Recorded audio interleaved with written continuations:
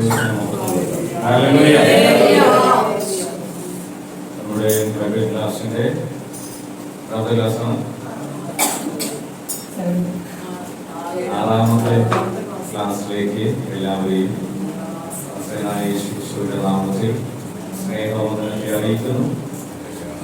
കഴിഞ്ഞ 2 ക്ലാസ്സുകൾ മക്കളും ഫാമിലി ഇല്ലായിരുന്നതാണ്. എണ്ണം തരിക.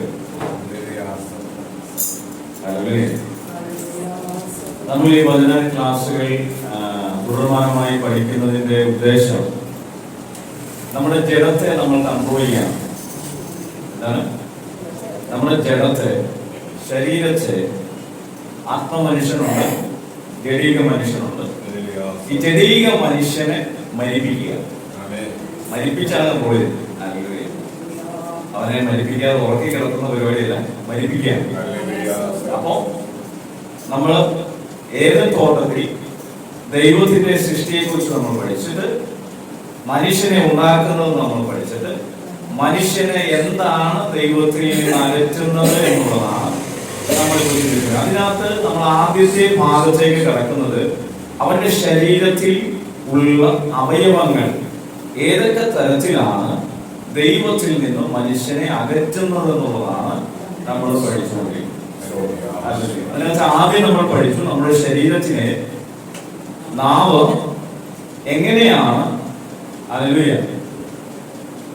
ദൈവത്തിൽ നിന്ന് അകന്നു പോകുവാൻ കാരണമായി പ്രവർത്തിക്കുന്നത്.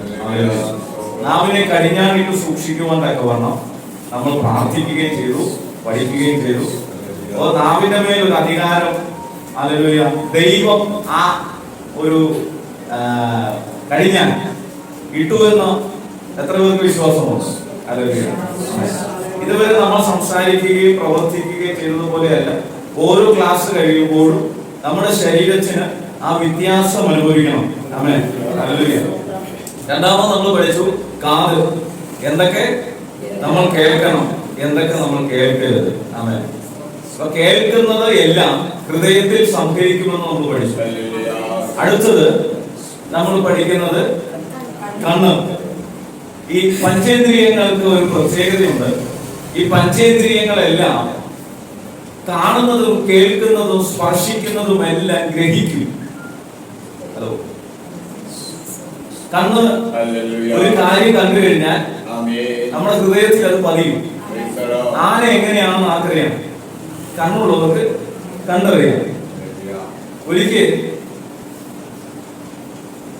തന്റെ 2 മക്കളെ വിളിച്ച് അടുത്ത് കൊണ്ടുവന്ന് മൂത്ത മകനെ അനുഗ്രഹം കൊടുക്കുവാൻ പോവുകയാണ്. അപ്പോൾ തന്റെ പിതാവ് കണ്ണ് കാണാത്തവനായിട്ടിരിക്കുകയാണ്. 2 മക്കളുടെ പിതാവ് കണ്ണ് കാണാൻ മേലാത്ത ആരാത്? ഈ കണ്ണ് കാണാൻ മേലാതെ ഇരിക്കുന്ന ആള് ശരീരത്തിൽ തപ്പി നോക്കിയിട്ട് തന്റെ മകനെ അനുഗ്രഹിക്കുന്നതാണ്. സ്പർശനം കൊണ്ട് ത്വക്കിൽ തൊട്ടാൽ കണ്ണ് കാണാൻ പാടില്ലാത്ത ആൾക്കാര് കയ്യെ പിടിച്ച് ചോദിക്കും, മോളമ്മയാണോ അല്ലെങ്കിൽ മാർപ്പിച്ചായനാണോ എന്ന്. കണ്ണ് കാണാൻ മേലാത്ത ആള് സംസാരം കേട്ട് ശബ്ദം കേട്ട് തിരിച്ചറിഞ്ഞിട്ട് ഇനി ആളാണോ ചോദിക്കും. അപ്പൊ കാതിന് ഗ്രഹിക്കുവാൻ കഴിയും, സ്പർശനത്തിന് ഗ്രഹിക്കുവാൻ കഴിയും. അതാ ഞാൻ പറഞ്ഞ കഴിഞ്ഞ ദിവസം നമ്മൾ പോക്കറ്റിൽ 1 രൂപ കിടന്നാൽ 1 രൂപയാണോ 5 രൂപ കോയിനാണോ 10 രൂപ കോയിനാണോ നോക്കാതെ തന്നെ കയ്യിന്റെ പോക്കറ്റിൽ നോക്കുമ്പോൾ അറിയാം. സ്പർശനത്തിന് ഗ്രഹിക്കുവാൻ കഴിയും എന്ന് പറയുമ്പോൾ പഞ്ചേന്ദ്രിയങ്ങളിലെല്ലാം ഈ ഒരു പ്രവൃത്തി അതിനകത്ത് അടങ്ങിയിരിക്കുന്ന സംഗതി. അതിനകത്ത് കണ്ണ് എന്ന് പറയുന്നത്, ആനയെ കണ്ണുള്ളവൻ കണ്ട് മനസ്സിലാക്കുമ്പോൾ കണ്ണില്ലാത്തവൻ എങ്ങനെയായിരിക്കും മനസ്സിലാക്കുക? തൂണ് പോലെ അതിന്റെ കാല് വരും, ചൂല് പോലെ അതിന്റെ വാല് വരും, മുറം പോലെയാണ് അതിന്റെ ചെവി എന്നറിയാം. അതിന്റെ ശബ്ദം എങ്ങനെയാണോ അവർക്കറിയാം. ആമേൻ. നമ്മളിത് പഠിക്കുന്ന കണ്ണിനെ കുറിച്ചാണ്. കണ്ണ് നമ്മുടെ ശരീരത്തിൽ ഉള്ളപ്പോൾ തന്നെ നമ്മൾ കണ്ണുമായി ഒരു നിയമം ചെയ്യണം. ആമേൻ. ഹല്ലേലൂയ. ഇത് ഭയങ്കര ബുദ്ധിമുട്ടുള്ള കാര്യമാണ്. നമ്മൾ ജഡത്തിൽ ജീവിക്കുമ്പോൾ ഈ ലോകത്തിലുള്ള സകലതിനോടും നമ്മുടെ കണ്ണ് വളരെ അട്രാക്റ്റഡ് ആണ്. പുരുഷന് സ്ത്രീയോടും, സ്ത്രീക്ക് പുരുഷനോടും, വീടിനോട്, വസ്തുക്കളോട്, വാഹനങ്ങളോട്, വസ്ത്രങ്ങളോട്, ആഹാരത്തോട്, ഇതിനൊക്കെ ഒരു കണക്ഷൻ ഉണ്ട് ഇല്ലേ? ഉണ്ടെന്നേ. ആമേൻ. അങ്ങനെ നമ്മൾ പോകുമ്പോ നമ്മുടെ ശരീരത്തെ മലിനമാക്കുവാൻ പിശാച് എടുത്തുപയോഗിക്കുന്ന ഒരു അവയവമാണ് കണ്ണ്. മീഡിയയിലൂടെ നമ്മുടെ കണ്ണിനെ നമുക്ക് പാപം ചെയ്യുവാൻ സാധിക്കും, അല്ലേ? ദൈവത്തിന്റെ ഹിതമല്ലാത്തത് കണ്ടാൽ നമ്മുടെ കണ്ണുകൊണ്ട് നാം എന്ത് ചെയ്തു? പാപം ചെയ്തു. അപ്പോൾ നമ്മൾ ഇന്ന് പ്രാർത്ഥിക്കാൻ പോകുന്നത് നമ്മുടെ ശരീരത്തിനകത്തെ നമ്മുടെ കണ്ണുകൊണ്ട് നമ്മൾ ഇനി പാപം ചെയ്യരുത്. അത് നമ്മുടെ മുമ്പിലേക്ക് വരുമ്പോ ഇന്ന് നമ്മൾ എടുക്കുന്ന നിയമം നമ്മൾ ഓർക്കണം. ഇയ്യോബ് പറയുകയാണ് 31-ാം അധ്യായത്തിന്റെ 1-ാം വാക്യത്തിന്റെ പ്രാരംഭ ഭാഗത്ത് ഇയ്യോബ് പറയുന്നു, ഞാൻ എന്റെ കണ്ണുമായി ഒരു നിയമം ചെയ്തിരിക്കുന്നു.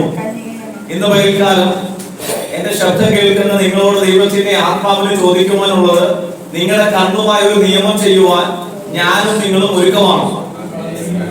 നമ്മളിത് വെറുതെ കേട്ട് അതോടെ വന്ന് ഞങ്ങൾ സംസാരിച്ചുകൊണ്ടിരിക്കുന്നു, ശ്രദ്ധിച്ചുകൊണ്ടിരിക്കുന്നു. ഇയ്യോബ് 31-ന്റെ 1-ാം വാക്യം മതി. ഞാൻ എന്റെ കണ്ണുമായി ഒരു നിയമം ചെയ്തു. ഇന്ന് പകൽക്കാലം നാം ഒരു നിയമം ചെയ്യുവാൻ പോവുകയാണ്. അരുതാത്തത് കാണാതിരിക്കുവാൻ ഒരു നിയമം, കണ്ണുകൊണ്ട് പാപം ചെയ്യാതിരിക്കുവാൻ ഒരു നിയമം. നാം കണ്ണിനെ കുറിച്ച് പഠിക്കുമ്പോൾ കണ്ണിന് വളരെ ആകർഷണം ഉള്ള വസ്തുവാണ്. കണ്ണുകൊണ്ട് മറ്റുള്ളവരെ ആകർഷിക്കുവാൻ കഴിയും. മാൻപേട കണ്ണുകളുള്ള സഹോദരിമാരെ കുറിച്ച് വർണ്ണിക്കുമ്പോൾ പറയാറുണ്ട്, അവരുടെ കണ്ണുകൾ എങ്ങനെയാണ്? മാൻപേട കണ്ണുകളാണ്. പ്രാവിന്റെ കണ്ണു പോലെയാണ്, പൂച്ചയുടെ കണ്ണു പോലെയാണ്, പൂച്ചക്കണ്ണ്. കണ്ണുകളെ കുറിച്ച് വർണ്ണിക്കുമ്പോൾ പലതരത്തിൽ പലരും വർണ്ണിക്കുമെങ്കിലും ദൈവവചനത്തിൽ എന്തു പറയുന്നു എന്നുള്ളതാണ് നമ്മൾ ചിന്തിക്കുന്നത്. ദൈവവചനം നമ്മളെ പഠിപ്പിക്കുന്നത് ഹല്ലേലൂയ, കണ്ണുകൊണ്ട് നമ്മൾ കാണുന്ന കാര്യങ്ങൾ നമ്മുടെ ഹൃദയത്തിൽ നമ്മൾ എന്ത് ചെയ്യണം? സംഗ്രഹിക്കുകയാണ്. അതിനെ നമ്മൾ നമ്മുടെ ഹൃദയത്തിൽ. എന്നെ നിങ്ങൾ കണ്ടത് എപ്പോഴാണ്? 2023-ലാണ്. ഈ 2023-ൽ എന്നെ കണ്ടപ്പോൾ നിങ്ങളുടെ ഹൃദയത്തിനകത്ത് ഞാൻ എങ്ങനെയാണെന്ന് എന്ത് ചെയ്തു? പതിഞ്ഞില്ലേ? ഇനി ഒരു 10 വർഷം കഴിഞ്ഞ് എന്നെ കണ്ടാലും നിങ്ങളുടെ ഹൃദയത്തിൽ നിന്ന്, നിങ്ങൾ വണ്ടി ഓടിച്ചു പോകുമ്പോ ബസ്സെ കയറുമ്പോ എന്നെ കാണുമ്പോ നിങ്ങളുടെ ഹൃദയം എന്ത് പറയും? അയ്യോ, അത് സജീവ് ബ്രദർ ആണോ എന്നൊരു സംശയം, അല്ലേ? അതെങ്ങനെയാ സംഭവിച്ചത്? നമ്മുടെ കണ്ണിലൂടെ പകർന്നു വന്ന ചിത്രങ്ങൾ അതുപോലെ തന്നെ ഹൃദയത്തിനകത്ത് എന്ത് ചെയ്തു? സംഗ്രഹിക്കുവാനിടയായിരുന്നു. കണ്ണുള്ളത് കൊണ്ട് കാണണമെന്നില്ല. നമ്മൾ മനസ്സിലാക്കേണ്ട കാര്യം, കണ്ണുള്ള ഒരു വ്യക്തി കണ്ണിനെ തുറന്നിരിക്കുന്നത് കൊണ്ട് അവന് കാണണമെന്നില്ല. അവൻ എന്ത് വേണം? കാഴ്ച വേണം. എന്ന് വെച്ചാൽ അതിന് അർത്ഥം എന്താ? കണ്ണിനകത്ത് ഒരു പ്രവർത്തനം ഉണ്ടെങ്കിൽ മാത്രമാണ്, ജീവനുള്ള കണ്ണുകൾ ഉണ്ടെങ്കിൽ മാത്രമാണ് എന്ത് ചെയ്യാൻ പറ്റുള്ളൂ? കാണുവാൻ കഴിയത്തുള്ളൂ. ശരീരത്തിലെ കാതുകളെ കുറിച്ച് നമ്മൾ പഠിച്ചപ്പോൾ നമ്മൾ കണ്ടു, കാതിനെ നമ്മുടെ ശരീരത്തിൽ അലങ്കരിക്കുന്ന ഒരു വസ്തുവായി കണ്ടു, അല്ലെ? എന്നാൽ കണ്ണു അതുപോലെയാണ്. സ്ത്രീകൾ ഏറ്റവും കൂടുതൽ അലങ്കരിക്കുന്നത് കണ്ണിനെയാണ്. ആമേൻ. അവരെങ്ങനെയൊക്കെയാണ് കണ്ണിനെ അലങ്കരിക്കുന്നത്? കണ്ണില് മഷി എഴുതുന്നു, പുലി കൺപീരികം പ്ലഗ് ചെയ്യും, പിന്നെ പീരി നിവർത്തി വയ്ക്കും. ഇനി അതുപോലെ കണ്ണടയ്ക്കുമ്പോൾ കളർ ഇതിന്റെ മേളിൽ ഇങ്ങനെ ചടങ്ങി നിൽക്കും. എന്താ വേണ്ട, ഈ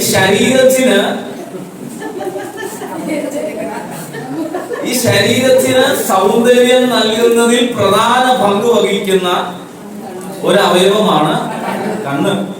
എന്നാൽ ഈ കണ്ണിനെ ദൈവം സൃഷ്ടിച്ചത് എന്തിനാണെന്നറിയാമോ? ദൈവത്തെ നോക്കുവാൻ, ദൈവത്തിന്റെ മഹത്വം കാണുവാൻ, ദൈവത്തിന്റെ നന്മകൾ അനുഭവിക്കുമ്പോൾ തന്നെ അത് കാണുവാൻ, ജീവിച്ചിരിക്കുന്ന ദൈവിക നന്മകളെ കുറിച്ച് കണ്ട് അത് മനസ്സിലാക്കി അത് അനുഭവിച്ച് നിന്റെ ജീവിതത്തിൽ എന്ത് ചെയ്യണം? ഈ കണ്ണുകൊണ്ട് ദൈവത്തെ മഹത്വപ്പെടുക. അതിനാ കണ്ണ് ദൈവം നൽകിയിരിക്കുന്നത്. ഓരോ അവയവവും ദൈവം തന്നിരിക്കുന്നത് അങ്ങനെയാണ്. പക്ഷേ പിശാചിനത് ഇഷ്ടമല്ല. ഈ ജഡത്തിലുള്ളത് ചിന്തിക്കുകയും ജഡത്തിലുള്ളത് ആഗ്രഹിക്കുകയും ഈ കണ്ണിൽ കാണുന്നതിനോട് ഇമ്പം തോന്നിപ്പിക്കുകയും ചെയ്യുകയാണ് പിശാചിന്റെ ദൗത്യം. ദൈവം എന്തെങ്കിലും പ്ലാൻ ചെയ്തിട്ടുണ്ടെങ്കിൽ അതിന് നേരെ ഓപ്പോസിറ്റ് ചെയ്യുക എന്നുള്ളതാണ് പിശാചിന്റെ പദ്ധതി എന്ന് നമ്മൾ മറന്നു പോകരുത്. കണ്ണിലൂടെ നമ്മൾ ഒരു പുസ്തകം നമ്മുടെ ആളെ ഉറങ്ങിയ ഹലോ ഉറങ്ങിയ ഞങ്ങള് 23-ാം സങ്കീർത്തനം ഇവിടെ ബാൻ ചെയ്തായിരുന്നു. ഞങ്ങള് അമ്മൂരോട് പറഞ്ഞു ഇനി 23-ാം സങ്കീർത്തനം ചെയ്ത് അവള് എന്ത് വചനം പഠിക്കാതെ വന്നാലും പറയുന്ന വാക്യമാണ് 23-1. അത് ഞങ്ങളിവിടെ ബാൻ ചെയ്തിരിക്കുകയാണ്. അപ്പൊ അതെങ്ങനെ അമ്മു ഹൃദ്യസ്ഥമാക്കിയേ? കണ്ണുകൊണ്ട് അക്ഷരങ്ങൾ വായിച്ച് അത് മനഃപ്പാഠമാക്കി അല്ലെ, അല്ലെങ്കിൽ കേട്ടുകൊണ്ട് മനഃപ്പാഠമാക്കി, സ്പർശിച്ചും മനഃപ്പാഠമാക്കാം. എങ്ങനെ? ബ്രെയിൽ ലിപിയിൽ. കണ്ണ് കാണാത്തവർ വായിക്കുന്നത് ബ്രെയിൽ ലിപിയിലാണ്. അങ്ങനെയും എന്ത് ചെയ്യാം? മനഃപ്പാഠം. അത് സ്പർശനത്തിലൂടെ, കണ്ണുകളിലൂടെ, കാതുകളിലൂടെ നമുക്ക് മനഃപ്പാഠമാക്കുവാൻ സാധിക്കും. ഈ കണ്ണിനെ കുറിച്ച് നമ്മൾ പഠിക്കുമ്പോൾ ഈ മനുഷ്യ ശരീരത്തിന് വേദനകൾ, മാനസികമായ വ്യതകൾ ഉള്ളപ്പോൾ ഒരു വ്യക്തിയെ നോക്കിയാൽ, കണ്ണിൽ നോക്കിയാൽ അറിയാം സങ്കടപ്പെട്ടിരിക്കുവാണോ സന്തോഷത്തിലാണോ ഇരിക്കുന്നതെന്ന് അറിയാൻ. അമ്മ പിണങ്ങിയിരിക്കണം, അമ്മന്റെ കണ്ണിലോട്ട് നോക്കിയാൽ മതി. അധ്യയനം ഉറക്കം വരുന്നുണ്ടെങ്കിൽ അധ്യയന്റെ കണ്ണിലോട്ട് നോക്കിയാൽ മതി. കണ്ണ് ശരീരത്തിന്റെ ഭാഷ സംസാരിക്കും. മനസ്സിലായി? നമ്മുടെ ശരീരം വേദനിക്കുവാണെങ്കിൽ നമ്മൾ കണ്ണിങ്ങനെ പതുക്കെ അടയ്ക്കും അല്ലെ. നമ്മുടെ കാലൊന്ന് പോയി തട്ടി ഒരു കല്ല്, പെട്ടെന്ന് നമ്മുടെ കണ്ണ് പോവും. പെട്ടെന്ന് റിയാക്ട് ചെയ്യുന്ന എവിടെയാണ്? നമ്മുടെ കണ്ണാണ് നമ്മൾ അടയ്ക്കുന്നത് അല്ലേ. കഴിഞ്ഞ ദിവസം അവിടെ വീണയാണ്. ഇപ്പോൾ ആരാധന കഴിഞ്ഞ് നമ്മൾ കയറി ചെന്നപ്പോ ഞാനും മനുമമ്മ ചെന്നപ്പോ പുള്ളി അവിടെ നിൽക്കുക. അപ്പൊ ഞങ്ങൾ ചുടരാൾ വീണു. ഞാനാന്ന് പറഞ്ഞു. അപ്പൊ ഞങ്ങൾ സംസാരിച്ചുകൊണ്ടിരുന്നു. പുള്ളിയോട് എന്താ പറ്റി ആക്ച്വലി? പുള്ളി ഞാൻ ഇറങ്ങി വന്നപ്പോ എന്റെ കണ്ണിലോട്ട് ഒരു ഇരുട്ട് വന്നു. എനിക്കൊന്നും കാണാൻ മേലാതായി പോയി. രാത്രിയാണോ പകലാണോ എന്ന് അറിയുന്നില്ല. കാരണം പ്രഷർ ഗുളിക കഴിക്കാതെ വന്നേ, പ്രഷർ കയറിയത്. അപ്പൊ നമ്മൾ ഈ കണ്ണുകൊണ്ടിരിക്കുന്ന ഈ കണ്ണിന് അന്ധത വരുവാനുള്ള സാധ്യത എന്തുണ്ട്? ഉണ്ട്. അതുപോലെ തന്നെ നമ്മുടെ ഹൃദയത്തിന് കണ്ണുണ്ട്. ഹലോ, നമ്മുടെ ഹൃദയ കണ്ണൊന്ന് തുറക്കണമേ എന്ന് പറഞ്ഞ് നമ്മൾ എന്ത് ചെയ്യും? നമ്മുടെ ബുദ്ധിക്ക് ഒരു കണ്ണുണ്ട്. നമ്മുടെ ബുദ്ധി മണ്ഡലം തുറക്കപ്പെടണമേ എന്ന് പറഞ്ഞ് നമ്മൾ എന്ത് ചെയ്യും? ഇങ്ങനെ നമ്മൾ വചനങ്ങളൊക്കെ നമ്മൾ വായിക്കും. ബൈബിൾ ക്ലാസ് ആയതുകൊണ്ട് അതൊക്കെ നിത്യമൊക്കെ എഴുതി വെക്കുന്നുണ്ട്, വായിക്കുന്നുണ്ടെന്നാണ് എന്റെ വിശ്വാസം. ആമേൻ. നമ്മൾ വായിക്കുന്ന ചില വാക്യങ്ങൾ നമ്മൾ മനസ്സിലാക്കണം. ലഹരി പിടിച്ചിരിക്കുമ്പോഴും കണ്ണിൽ നോക്കിയാൽ എന്ത് ചെയ്യാം? അറിയാൻ പറ്റും. കണ്ണ് ചുമന്നിരിക്കും. എന്നാൽ നമ്മൾ മനസ്സിലാക്കേണ്ട മെയിൻ ആയിട്ടുള്ള കാര്യം, ദൈവത്തിന് കണ്ണുണ്ട്, ശത്രുവിന് കണ്ണുണ്ട്, മനുഷ്യനും കണ്ണുണ്ട്. പിശാചെന്നെ കാണുന്നില്ല എന്ന് ആർക്കും പറയുമോ? ഭക്തനായ ഇയ്യോബിനെ തേടി ആരോന്നും. ഭക്തനായ ഇയ്യോബിന്റെ സകല സമ്പത്തും എന്തൊക്കെയാണെന്ന് ആർക്കറിയാം? പിശാചിന് ഇയ്യോബിനെ തൊടാൻ പറ്റത്തില്ലെന്ന് തോന്നാനുള്ള കാരണം എന്താ? അവന്റെ കണ്ണുകൊണ്ട് അവൻ കണ്ടു ദൈവം അവന് ചുറ്റും ഒരു വേലി. അപ്പൊ ദൈവത്തിന്റെ കണ്ണ് എന്ത് ചെയ്യാണ്? തന്റെ ഭക്തന്മാരുടെ മേൽ ഊടാടിക്കൊണ്ടിരിക്കുക. ദൈവത്തിന്റെ കണ്ണും തന്റെ ഭക്തന്മാർക്ക് വേണ്ടി, നീതിമാന്മാർക്ക് വേണ്ടി സഞ്ചരിക്കുന്നത് നമ്മൾ എന്ത് ചെയ്യാണ്? പഠിക്കുവാൻ പോവുകയാണ്. ഈ പഞ്ചേന്ദ്രിയങ്ങളിലെല്ലാം നമ്മൾ മനസ്സിലാക്കേണ്ട ഒരു കാര്യമുണ്ട്. ഈ പഞ്ചേന്ദ്രിയങ്ങൾ വഴിയാണ് വചനം ഇങ്ങനെ പഠിപ്പിക്കുന്നു, മോഹം ഗർഭം ധരിച്ച് പാപത്തെ പ്രസവിക്കുന്നു. പാപം അപ്പം മോഹം ഉണ്ടാകുവാൻ ഏറ്റവും കൂടുതൽ നമ്മളെ സഹായിക്കുന്ന ഒരു അവയവങ്ങളിൽ ഒന്നാണ് കണ്ണ്. പഞ്ചേന്ദ്രിയത്തിനും അതിനകത്ത് വലിയ സ്ഥാനമുണ്ട്. നമ്മൾ ഫ്ലൈറ്റിൽ കയറിയിട്ടില്ല. നമ്മൾ എവിടെ കയറിയിട്ടില്ല? ഫ്ലൈറ്റ് നമ്മൾ കണ്ടിട്ടുണ്ട്. നമ്മുടെ ഉള്ളിൽ ഒരാഗ്രഹം ഫ്ലൈറ്റിൽ ഒന്ന് കയറണം. നമ്മൾ കാതുകൊണ്ട് കേട്ടിട്ടുണ്ട്, യാത്ര ചെയ്തവരൊക്കെ ഫ്ലൈറ്റിൽ ഒന്ന് കയറണ്ടേ? കയറണ്ടേ? ഫ്ലൈറ്റിൽ പോകുമ്പോൾ നമ്മൾ കേട്ടിട്ടുണ്ട്, ഫ്ലൈറ്റ് ചിലപ്പോ കട്ടറിലൊക്കെ വീഴും. ആകാശത്ത് എവിടെയാണ് കട്ടർ? ആകാശത്ത് കൊണ്ടുവന്ന് കട്ടർ. ഒരു നല്ല സുഖമാണ്, AC-യിലാണ്, ആകാശത്ത് കൂടെ കിളികൾ പറന്ന് നടക്കുന്നത് പോലെ ഇങ്ങനെ നടക്കാന്നൊക്കെ പറയുമ്പോൾ നമ്മുടെ ഹൃദയത്തിൽ ഒരു മോഹം, ഫ്ലൈറ്റിൽ കയറുന്നൊരു മോഹം. അതെങ്ങനെയാ വന്നേ? കാതുകളിലൂടെ, കണ്ണുകളിലൂടെ ആ മോഹം. അപ്പൊ പഞ്ചേന്ദ്രിയങ്ങളിലൂടെ മോഹം ശരീരത്തിൽ ജനിക്കും. ഈ മോഹമാണ് ഈ പിശാച് പാപത്തിലേക്ക് ആകർഷിക്കുന്നത്. നമ്മൾ വായിച്ച യോബിന്റെ പുസ്തകത്തിന്റെ 31-ാം അധ്യായത്തിന്റെ 2-ാം ഭാഗത്തിൽ ഇയ്യോബ് പറയുന്ന ഒരു കാര്യമുണ്ട്.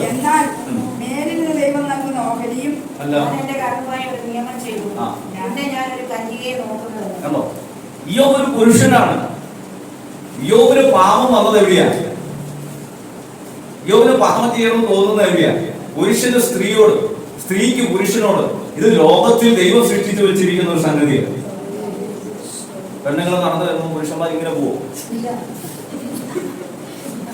സ്ത്രീകളോ പുരുഷന്മാർ നടന്നു വരുമ്പോൾ ഇങ്ങനെ പോവും. നമ്മൾ നോക്കൂ. എന്നാൽ നമ്മുടെ ഹൃദയത്തിനകത്തത് മോഹമായി രൂപാന്തരപ്പെട്ട് പാപത്തിലേക്കാണ് പോകുന്നതെങ്കിൽ പ്രേരിതമാണ്. ഹലോ, കൂട്ടുകാരൊക്കെ നല്ല ഗിൽറ്റുള്ള പേപ്പറൊക്കെ കൊണ്ടുവന്ന് ഡാൻസ് ചെയ്യാൻ ഉടുപ്പൊക്കെ ഇട്ട് സ്റ്റേജിൽ കയറി നിന്ന് ഇങ്ങനെ എന്നൊക്കെ കാണിക്കുമ്പോ നമുക്കും തോന്നരുത് അങ്ങനെ ചെയ്യണമെന്ന്. നമ്മുടെ ഹൃദയത്തിൽ ഒരു മോഹം, അവിടെ ഇട്ടിരിക്കുന്ന ഒരു ഉടുപ്പൊക്കെ ഇട്ട് ആ സിനിമ പാടത്തൊരു ഡാൻസ് ഒക്കെ കളിച്ചാൽ എന്നാ കുഴപ്പം എന്ന് തോന്നരുത്. ദൈവവൈദ്യന് അവന്റെ ശരീരത്തെ മലിനമാക്കുവാനുള്ള അനുവാദമില്ല. കാരണം എന്താ? തന്റെ ശരീരം ദൈവത്തിന്റെ മന്ദിരമാണ്. എപ്പോഴും നമ്മൾ സഭകളിൽ നിന്ന് പഠിക്കുമ്പോ, ശരീരത്തെ കുറിച്ച് പഠിക്കുമ്പോ, ശരീരത്തിൽ ഏറ്റവും കൂടുതൽ വർജിക്കപ്പെടണം എന്ന് പറയുന്നത് എല്ലാവരും പറയുന്നത് എന്താ? ആഭരണത്തെ കുറിച്ച് അല്ലെ? പൊതുവെ പറയുന്നത് അങ്ങനെയാ, ആഭരണം മതി. പക്ഷെ ആഭരണം വർദ്ധിക്കുന്നതിന് മുമ്പ് നീ വർദ്ധിക്കേണ്ട കുറച്ചുണ്ട്. മനസ്സിലായി? നീ ആഭരണം മാത്രം വർദ്ധിച്ചിട്ട് നിന്റെ കണ്ണുമായി നിനക്ക് നിയമമില്ല, നിന്റെ കാതുമായി നിനക്ക് നിയമമില്ല, നിന്റെ നാവുമായി നിനക്ക് നിയമമില്ല, നിന്റെ ശരീരത്തെ മലിനമാക്കുന്നതിന് നിനക്ക് ഒരു ലൈസൻസും ഇല്ലെങ്കിൽ നീ ആഭരണം കളഞ്ഞതുകൊണ്ട് എന്തെങ്കിലും ഗുണമുണ്ടോ? ഇല്ല. എന്നാൽ ഈ സത്യം നമ്മുടെ ഉള്ളിലേക്ക് കയറി കഴിയുമ്പോൾ നമ്മുടെ ശരീരത്തിന്റെ സൗന്ദര്യം ദൈവത്തിന്റെ ആത്മാവ് വസിക്കുന്നതിലാണെന്ന് തോന്നുമ്പോഴാണ് ഇത് വേണ്ട തോന്നുന്നത്. ആരും പറഞ്ഞിട്ടല്ല ആഭരണങ്ങൾ ശരീരത്തിൽ നിന്ന് മാറ്റുന്നത്, ആരുടെയും നിർബന്ധപ്രകാരമല്ല. ദൈവത്തിന്റെ ആത്മാവ് നമ്മുടെ ഹൃദയത്തിൽ ക്രിയ ചെയ്യും. അപ്പോൾ ചിലർ ചോദിക്കാറുണ്ട്, സഹോദര എന്റെ മാലയ്ക്ക് 5000 രൂപ വിലയുള്ളൂ, അല്ലെങ്കിൽ 10000 രൂപ വിലയുള്ളൂ. സഹോദരന്റെ കയ്യെ കിടക്കുന്ന വാച്ചിന് എത്ര രൂപ വിലയുണ്ട്? സഹോദരൻ ഓടിക്കുന്ന വാഹനത്തിന് എത്ര രൂപ വിലയുണ്ട്? സഹോദരൻ പാർക്കുന്ന വീടിന് എത്ര രൂപ വിലയുണ്ട്? നമ്മൾ മനസ്സിലാക്കണം, ഇതൊന്നും നമ്മുടെ ശരീരത്തിന്റെ ആഡംബരങ്ങളല്ല. ആണോ? വീട് നിങ്ങളുടെ ശരീരത്തിന്റെ ആഡംബരമാണോ? ശരീരത്തിന്റെ ആഡംബരങ്ങൾ എന്തൊക്കെയാണ്? പൊന്ന്, വെള്ളി, മുത്ത്, വിലയേറിയ വസ്തുക്കൾ കൊണ്ട് നിങ്ങൾ നിങ്ങളുടെ ശരീരത്തെ അലങ്കരിക്കുമ്പോഴാണ് അത് ആഭരണമായി വരുന്നത്. നീ വസ്ത്രം ധരിക്കുന്നത് ന്യായമായ വസ്ത്രമാണ് നീ ധരിക്കുന്നതെങ്കിൽ അതിനൊക്കെ നീ ആഭരണമാവുന്നേ. നീ മാന്യമായ വസ്ത്രം ധരിക്കണമെന്ന് വചനം പറഞ്ഞിരിക്കുക. ഇവിടെ നമ്മൾ നമ്മുടെ ശരീരത്തിൽ നിന്നും ആഭരണങ്ങളെ നീക്കം ചെയ്യുന്നതിന് തടസ്സമായി നമ്മൾ പോയി പിടിക്കുന്നത് എവിടെയാ? വാച്ച്, വസ്ത്രം, വീട്, കാറ്, ഇതിലൊക്കെ പോയി പിടിച്ചിട്ട് പറയും നിങ്ങളൊക്കെ ഉപയോഗിക്കുന്നതിലും ഞാൻ ഇട്ടിരിക്കുന്ന സ്വർണ്ണത്തെ നീ സ്വർണം വെച്ചോ, ഗോൾഡ് കോയിൻ ആയിട്ട് വെച്ചോ, ബിസ്ക്കറ്റ് ആയിട്ട് വെച്ചോ, നിന്റെ സേവിങ് ആയിട്ട് വെച്ചോ. നിന്റെ ദൈവം സൃഷ്ടിച്ച ശരീരത്തെ മോടി പിടിപ്പിക്കുവാൻ ദൈവം നമ്മൾ എന്ത് തരില്ല. അതാ കാര്യം. അതുകൊണ്ടാണ് ആഭരണം എന്തൊക്കെക്കാര് എന്തുകൊണ്ടാണ് മദ്യപിക്കരുത്, പുകവലിക്കരുത് എന്ന് പറയുന്നതിന്റെ കാരണം? നീ നിന്റെ ശരീരത്തെ നശിപ്പിക്കുന്നത് കൊണ്ടാണ്. ഇനി വേറൊരു പാർട്ടുണ്ട്, എന്താണ്? നമ്മുടെ ആഹാരം നമ്മുടെ ശരീരത്തെ നശിപ്പിക്കുമെങ്കിലും അത് തെറ്റാ. ചില ആഹാര പദാർത്ഥങ്ങൾ നമ്മുടെ ശരീരത്തെ നിർജീവമാക്കുമെങ്കിൽ അത് കഴിക്കരുത്. ശരീരത്തിന്റെ ഈ മലിനമാക്കപ്പെടുന്നത് പുറത്തുനിന്ന്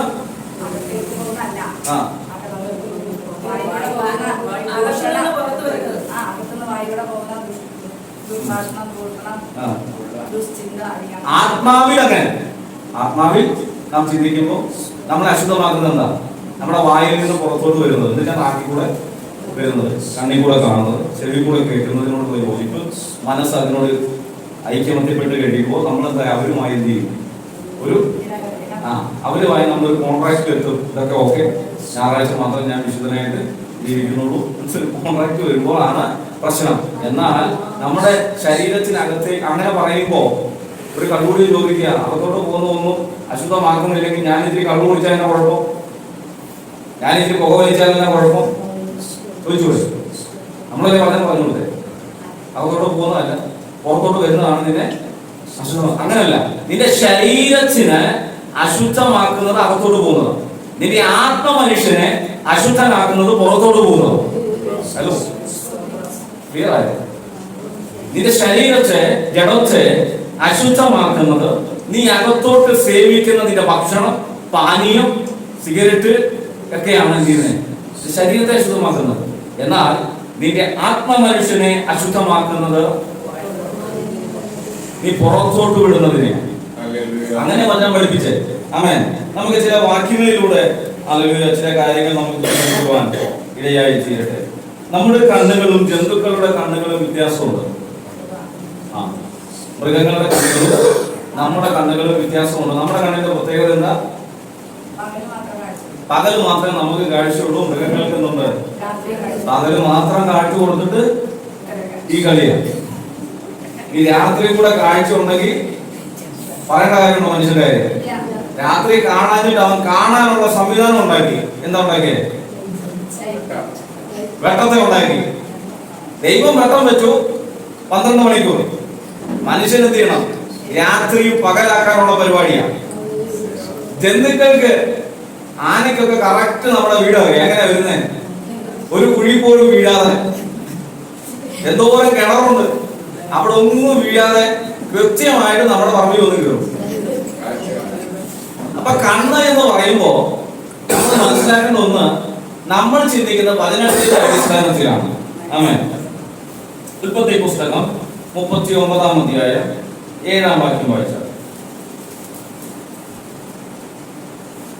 യോസേഫ് കോമളനും മനോഹര രൂപിയുമായിരുന്നതുകൊണ്ട് യജമാനന്റെ ഭാര്യ യോസേഫിന്റെ മേൽ കണ്ണു പതിച്ചു. എന്താ പറഞ്ഞതിന് അർത്ഥം? യോസഫ് എന്ന് പറയുന്ന വ്യക്തി സുന്ദരനാണ് അല്ലേ?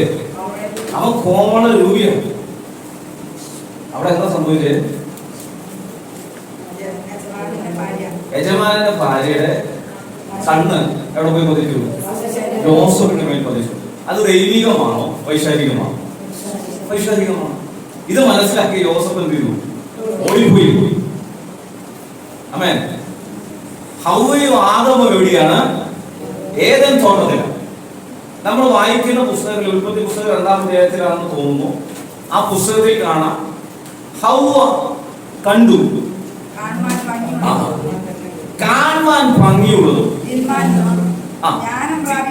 നല്ലതെന്ന് കണ്ടു. കണ്ടു എന്നാ ഫലത്തെ എന്ത് ചെയ്തു? അതിനോടൊരു ആഗ്രഹം. ഇത് തന്നെയല്ലേ നമ്മൾ വായിച്ച യോസഫിന്റെ പുസ്തകത്തിൽ വായിച്ചത്? എവിടുന്ന് തുടങ്ങിയതാണ്? സകല പാപത്തിന്റെ പ്രവൃത്തിയുടെ തുടക്കം എവിടെയാണ്? ഏദനിൽ. എന്ന് പറയുക, ഇത് രാത്രികാലം നാം മനസ്സിലാക്കേണ്ട ഒരു സത്യമുണ്ട്. ഹല്ലേലൂയ. നമ്മുടെ കണ്ണുമായി നമ്മൾ ഒരു നിയമം ചെയ്യാൻ പോവാം. ചില കാര്യങ്ങൾക്ക് ഹല്ലേലൂയ നമ്മൾ എന്ത് ചെയ്യാൻ പോവാം? ബ്രേക്ക് ഇടാൻ പോവാം. ചില കാര്യങ്ങൾ ബ്രേക്ക് ഇടാൻ പോവാം. മൊബൈലിനോടൊരു ചെറിയ ബ്രേക്ക് വേണോ? കമ്പ്യൂട്ടറിനോടൊരു ചെറിയ ബ്രേക്ക് ആവശ്യമായത് മാത്രം കാണുക. ടിവിയോട് ഒരു ചെറിയ ബ്രേക്ക്.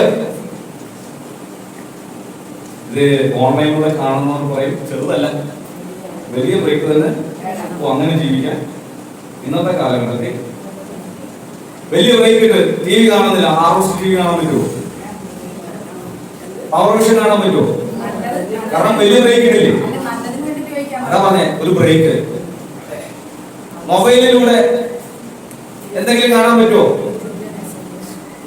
നമ്മളൊരു യാത്ര ചെയ്യുന്ന സമയത്ത് നമ്മൾ മൊബൈലുമായിട്ട് നിയമം ചെയ്ത് ഒരു ബ്രേക്ക്, ഒരു വലിയ ബ്രേക്ക് ആയിരുന്നെങ്കിൽ നമ്മൾ പിന്നെ എന്ത് ചെയ്യില്ല, നോക്കൂല. അപ്പൊ പാസ് കടന്ന് വിളിയോട് വിളിയ. അപ്പൊ പറഞ്ഞു, സരിബ്രദർ പറഞ്ഞു മൊബൈലുമായി ഒരു നിയമം ചെയ്യണം, അതെ നോക്കരുതെന്ന്. അതുകൊണ്ട് ഞങ്ങൾ ചെയ്തിട്ടില്ല, നോക്കിയിട്ടില്ലെന്ന്. അങ്ങനല്ല, ഒരു ചെറിയ ബ്രേക്ക് മതി അവിടെയൊക്കെ. എന്നാൽ നമ്മുടെ ഹൃദയത്തിൽ ഒരു വലിയ ബ്രേക്ക് വേണം. ഇതിനെയൊക്കെ ബ്രേക്ക് ചെയ്യണത്, ബ്രേക്ക് ചെയ്യാനുള്ളത്. ബ്രേക്ക് ഇന്ന് വണ്ടിക്ക് നമ്മൾ ഫിറ്റ് ചെയ്യാൻ, ഏത് വണ്ടി? നമ്മുടെ ശരീരമാകുന്ന വണ്ടിക്ക് നമ്മൾ ഫിറ്റ് ചെയ്യാൻ പോകണം. നമ്മൾ മനസ്സിലാക്കുന്ന ഒരു കാര്യം, പ്രായം ചെല്ലും തോറും, നമ്മൾ വളർന്നു വരും തോറും നമ്മുടെ കണ്ണിന്റെ കാഴ്ച ഉണ്ടാവും. എന്തുകൊണ്ടായിരിക്കും ആ സിസ്റ്റം അങ്ങനെ വർക്ക് ചെയ്യുന്നത്? ചിന്തിച്ചിട്ടുണ്ടോ നിങ്ങൾ ആരെങ്കിലും?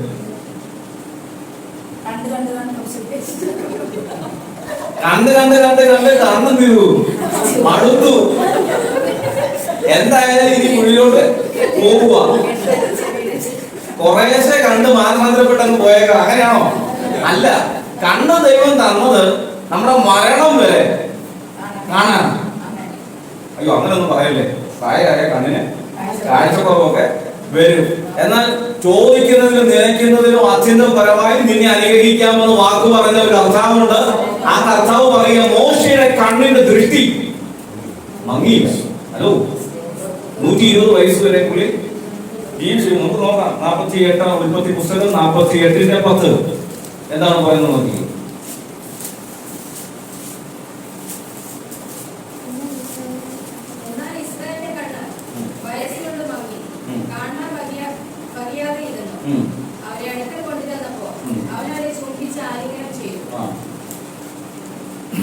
ഇസ്രായേലിലെ യാക്കോബിന്റെ കണ്ണ് മങ്ങി. യാക്കോബിനെ അവരെ ആലിംഗനം ചെയ്തിട്ടാണ് അവരെ മനസ്സിലാക്കിയത്, അനുഗ്രഹിച്ചത്. എന്നാൽ ഉൽപ്പത്തി പുസ്തകം 49:12 വാക്യത്തിന്റെ ആദ്യ ഭാഗം വായിച്ച്. ഉൽപ്പത്തി പുസ്തകം 40. അവന്റെ കണ്ണ് നമ്മൾ നേരത്തെ പറഞ്ഞതാണ്. കണ്ണിൽ നോക്കിയാൽ കണ്ണ് കുടിച്ചിട്ടുണ്ടോ എന്ന് അറിയാൻ പറ്റും. അവന്റെ കണ്ണ് വീഞ്ഞുകൊണ്ട് ചുവന്നു. ആവർത്തന പുസ്തകം 34:7 വാക്യം നോക്കിക്കേ. ആവർത്തന പുസ്തകം. മോശ മരിക്കുമ്പോൾ അവന് 120 വയസ്സായിരുന്നു. അവന്റെ കണ്ണ് മങ്ങാതെയും അവന്റെ ദേഹബലം ക്ഷയിക്കാതെയും. ഹലോ, അപ്പൊ ദൈവം ഒന്ന് മനസ്സ് വെച്ചാൽ നമ്മുടെ കണ്ണ് മങ്ങാതെയും നമ്മുടെ ദേഹം ക്ഷയിക്കാതെയും. ഇസ്രായേൽ മക്കൾ മരുഭൂമിയിൽ കൂടെ 40 വർഷം നടന്നു. അവർ ചെരുപ്പ് എന്തില്ല, ഹലോ, വസ്ത്രം എന്തില്ല. അപ്പൊ ദൈവത്തിന് അത് ചെയ്യുവാൻ സാധിക്കും. അപ്പൊ നമ്മൾ മനസ്സിലാക്കേണ്ട ദൈവം ഒരു കാര്യം നമ്മുടെ ശരീരത്തിൽ ചെയ്യണമെന്ന് വിചാരിച്ചാൽ അത് ദൈവത്തിന് ചെയ്യുവാൻ സാധിക്കും. പക്ഷേ നമ്മുടെ വിശ്വാസം ഹേതുവായി ആണെന്ന് മാത്രം. നമ്മുടെ വിശ്വാസം മൂലമല്ലാതെ നമ്മുടെ ശരീരത്തിൽ എന്തില്ല, അത് ആക്ടിവേറ്റ് ചെയ്ത് പ്രവർത്തിക്കത്തില്ല. ഹലോ, മനസ്സിലായോ? കണ്ണിന്റെ കാഴ്ച കുറഞ്ഞു പോകുമ്പോൾ നമുക്ക് ഈ വചനം എടുത്തിട്ട് പറയാൻ പറ്റും. എന്ത് പറയാൻ പറ്റും? 120 വയസ്സ് വരെ മോശയുടെ കണ്ണിന് മങ്ങാതെ കാത്തു സൂക്ഷിച്ച അവരുടെ ശരീരത്തെ. വചനത്തിന്റെ അടിസ്ഥാനത്തിൽ നമ്മൾ ദൈവത്തോട് എന്ത് ചോദിച്ചാൽ ദൈവം നമുക്ക് അതെന്താ കാര്യം? വചനത്തിന്റെ വള്ളിക്കോ പുള്ളിക്കോ മാറ്റമില്ല. അത് ഉവ്വെന്നും ഇല്ലെങ്കിൽ ഇല്ല എന്നുമാണ്. ആമേൻ. അങ്ങനെയാണെങ്കിൽ നമ്മുടെ കണ്ണിന്റെ കാഴ്ച കുറയുമ്പോഴും നമ്മുടെ ശരീരത്തിന്റെ അവയവങ്ങളുടെ പ്രവർത്തനങ്ങൾ നിലയ്ക്കുമ്പോഴും നമ്മൾ വചനം എടുത്തു വെച്ചിട്ട് വചനപ്രകാരം നമ്മൾ അത് ദൈവത്തോട് പറഞ്ഞാൽ ദൈവം എന്ത് ചെയ്യും? ദൈവത്തിന് അതിനകത്ത് പ്രവർത്തിക്കുവാൻ കഴിയും. നമ്മുടെ വിശ്വാസത്തിന്റെ ബേസിലാണെന്ന് മാത്രം. നമുക്ക് ഒരു വാക്യം കൂടെ വായിക്കാം. ഈ കണ്ണിലൂടെ പൈശാചിക പ്രവർത്തനം തുടങ്ങുവാൻ കഴിയുമോ? പിശാചിന് കണ്ണിലൂടെ പ്രവർത്തിക്കുവാൻ കഴിയും. 1 ശമൂവേൽ 18:9. 1 ശമൂവേൽ 18:9. അന്ന് മുതൽ ശൗലിന് ദാവീദിനോട് കണ്ണുകടി തുടങ്ങി. ദാവീദിനോട് ശൗലിന് കണ്ണുകടി തുടങ്ങി. ഒരാൾ നന്നാകുന്നത് കാണുമ്പോ മറ്റൊരാൾക്ക് തോന്നുന്ന എന്താണ്? ഒന്നാണ് കണ്ണുകടി. അസൂയയിൽ നിന്ന് ഉടലെടുക്കുന്ന ഒരു വസ്തുവാണ് കണ്ണുകടി. കണ്ണിനോട് ആ കാണുന്നതിന് ഉൾക്കൊള്ളാൻ കഴിയാത്തൊരവസ്ഥ. അടുത്ത ആഴ്ച സജീവാസ് ഒരു BMW കാറിൽ ഇവിടെ വരുമ്പോ ചിലർക്ക് കണ്ണുകടി. ഈ പുള്ളി ഇതിലേക്ക് ആവശ്യം വന്നോ? BMW വേണ്ട, ഒരു ഇന്നോവയിൽ വന്നാ മതി. ഇതെങ്ങനെ സാധിച്ചു? ഇത് എവിടെ നിന്ന് ഒപ്പിച്ചു? കണ്ണുകടി. ഒരു വലിയ 2 നില വീട് കാണുമ്പോ ഉള്ള ആശയെല്ലാം കൊണ്ടുവന്ന് അവൻ വീട് കൊണ്ടിരിക്കുക. എന്റെ വീടിന്റെ മുമ്പിൽ ഞാൻ വാതിലെടുക്കി വീട്ട് നോക്കുമ്പോഴെല്ലാം കാണുന്നതാ കണ്ണുകടി. അപ്പൊ ഇത് പൈശാചിക പ്രവൃത്തിയാണ്. ദാവീദിനോട് ശൗലിന് കണ്ണുകടി തുടങ്ങി. ആമേൻ.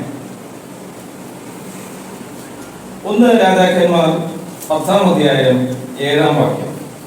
കണ്ണിന് വേറൊരു പ്രത്യേകതയുണ്ട്. വിശ്വാസം ഉണ്ടാകേണ്ടതിന് ഈ കണ്ണുകൾക്ക് പ്രവർത്തനം. ഞാൻ വന്നു എന്റെ കണ്ണുകൊണ്ട് കാണുന്നത് വരെ വിശ്വസിച്ചില്ല.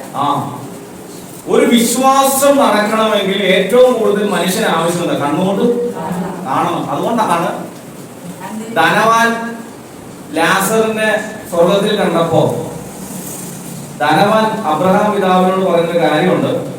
എന്റെ സഹോദരങ്ങളുണ്ട്, എവിടെ സഹോദരന്മാർ ഭൂമിയിലുണ്ട്, അവരോട് സുവിശേഷം പറയുന്ന ആരായിരിക്കണം? അവരത് കണ്ട് അങ്ങനെ അവരെ കണ്ട് വിശ്വസിക്കുന്നത്. ഈ നരകത്തിൽ കിടക്കുന്ന ധനവാനാണെങ്കിൽ ഇത് തന്നെ അവർ കണ്ടാൽ വിശ്വസിക്കും. ഞാൻ അവന്റെ ആണിപ്പഴുതുള്ള കരം തൊടാതെ എത്തിയില്ല. അവന്റെ മാറത്ത് ചാരി ഇരുന്നവനാ, അല്ലെങ്കിൽ അവന്റെ കൂടെ നടന്നവനാ. അവൻ പറയാ ചങ്കത്ത് കുത്തി ഇലാപ്പുറത്ത് ഞാൻ വിരലിടാതെ ഞാൻ തീയില്ല. കാണാതെ വിശ്വസിക്കാത്ത ഒത്തിരി പേരുണ്ട്. അപ്പൊ ഈ വിശ്വാസത്തിന് ഒരു പ്രവൃത്തി നടന്നാൽ മാത്രമാണ് ഏറ്റവും കൂടുതൽ നമ്മൾ ഹൃദയത്തിൽ സംഗ്രഹിക്കുന്നുള്ളൂ. കണ്ടാൽ മാത്രം. എക്സാമ്പിൾ പറയാം, നമ്മുടെ സഭയിൽ ഒരു അത്ഭുതം നടന്നുകൊണ്ടിരിക്കട്ടെ, അത് നമ്മൾ ഇന്നത്തെ കൂടി വന്നിരിക്കുന്നവർ മാത്രമേ കണ്ടുള്ളൂ. ഹലോ, ഇത് നമ്മൾ വരാത്തവരോട് പറയുമ്പോൾ കേട്ട് വിശ്വസിക്കുന്നവരും കണ്ട് വിശ്വസിക്കുന്നവരും വ്യത്യാസമുണ്ടോ? അതാണ് കണ്ട് വിശ്വസി. കണ്ണിന് വിശ്വാസത്തിനകത്ത് വലിയൊരു പ്രവൃത്തിയുണ്ട്. ചെങ്കടൽ മുമ്പിൽ ഇങ്ങനെ നിൽക്കുക. നമ്മളൊരു രോഗം മാറാൻ പറഞ്ഞിട്ട് എന്തില്ല, മാറുന്നില്ല. അപ്പൊ നമ്മൾ കേട്ടിരിക്കുകയാണ് മിസ്രൈമിൽ എവിടെ വരുന്നു? പുറകെ വരുന്നു. ഇസ്രായേൽ അവിടെ ഇരിക്കുന്നു, ചെങ്കടലിന് മുമ്പിൽ നിൽക്കുന്നു. നമ്മൾ വായിക്കാണ് ചെങ്കടൽ 2ആയി പിളർന്നു, അവർ അതിന് നടുക്കൂടി അക്കരെ കടന്നു. ഇതൊക്കെ ഞങ്ങൾ ഒത്തിരി കേട്ടതാണ്. എന്നാൽ അത് കണ്ടുകൊണ്ട് നിന്ന ഇസ്രായേൽ മക്കളിൽ മിരിയാം ആത്മാവിലായി. അത് കേൾക്കുന്ന നമുക്കത് വലിയ സംഗതിയല്ല. യഹോവയായ ദൈവം ഉണ്ടാകട്ടെ എന്ന് പറഞ്ഞപ്പോൾ നമ്മളിതെല്ലാം കണ്ടുകൊണ്ട് ഞെച്ചുകൊണ്ട് നമുക്കിത് വലിയ കാര്യമുള്ള കാര്യമാണ്. ആകാശം കാണാം, ഭൂമി കാണാം, സമുദ്രം കാണാം, പാറകൾ കാണാം, സസ്യങ്ങൾ കാണാം, മൃഗങ്ങളെ കാണാം. അതുകൊണ്ട് ദൈവം ഉണ്ടാക്കിയെന്ന് പറയുമ്പോൾ നമുക്ക് വലിയ പിന്നെ സ്വന്തം പാസ് പറയുന്നല്ലേ, ഞങ്ങൾ അങ്ങനെ ചെയ്തേക്കണം, വിശ്വസിച്ചേക്കണം. നമ്മൾ കണ്ടുകൊണ്ട് കാണുന്ന ഒരു സംഗതിയെ വിശ്വാസത്തിന്റെ തലത്തിൽ കൊണ്ടുവരുവാൻ ഏറ്റവും കൂടുതൽ നമ്മുടെ ശരീരത്തെ സഹായിക്കുന്ന ഒരു പഞ്ചേന്ദ്രിയമാണ് കണ്ണെന്നുള്ളത്. എന്നാൽ ദൈവത്തിന് കണ്ണെന്ന് ഞാൻ പറഞ്ഞു. 2 ദിനവൃത്താന്തം 16:9 ഒരു വാക്യം മാത്രമേ നമ്മൾ വായിച്ചു പോകുന്നുള്ളൂ. കണ്ണിനെ കുറിച്ച് നമ്മൾ പഠിക്കുന്നത് ജസ്റ്റ് ഔട്ട്ലൈൻ മാത്രമാണ്.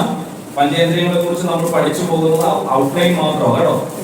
2 ദിനവൃത്താന്ത പുസ്തകം 16-ാം അധ്യായം 9-ാം വാക്യം. യഹോവയുടെ കണ്ണ് തങ്ങൾ ഏകാഗ്രചിത്തന്മാരായിരിക്കുന്നവർക്ക് വേണ്ടി തന്നെത്താൻ ബലവാനെന്ന് കാണിക്കുന്നതിന് മുന്നിൽ ഒരളവ് കണ്ടുകൊണ്ടിരുന്നു. അതാ നേരത്തെ പറഞ്ഞത്, ദൈവത്തിന്റെ കണ്ണ് ഭൂമിയിൽ എല്ലായിടത്തും.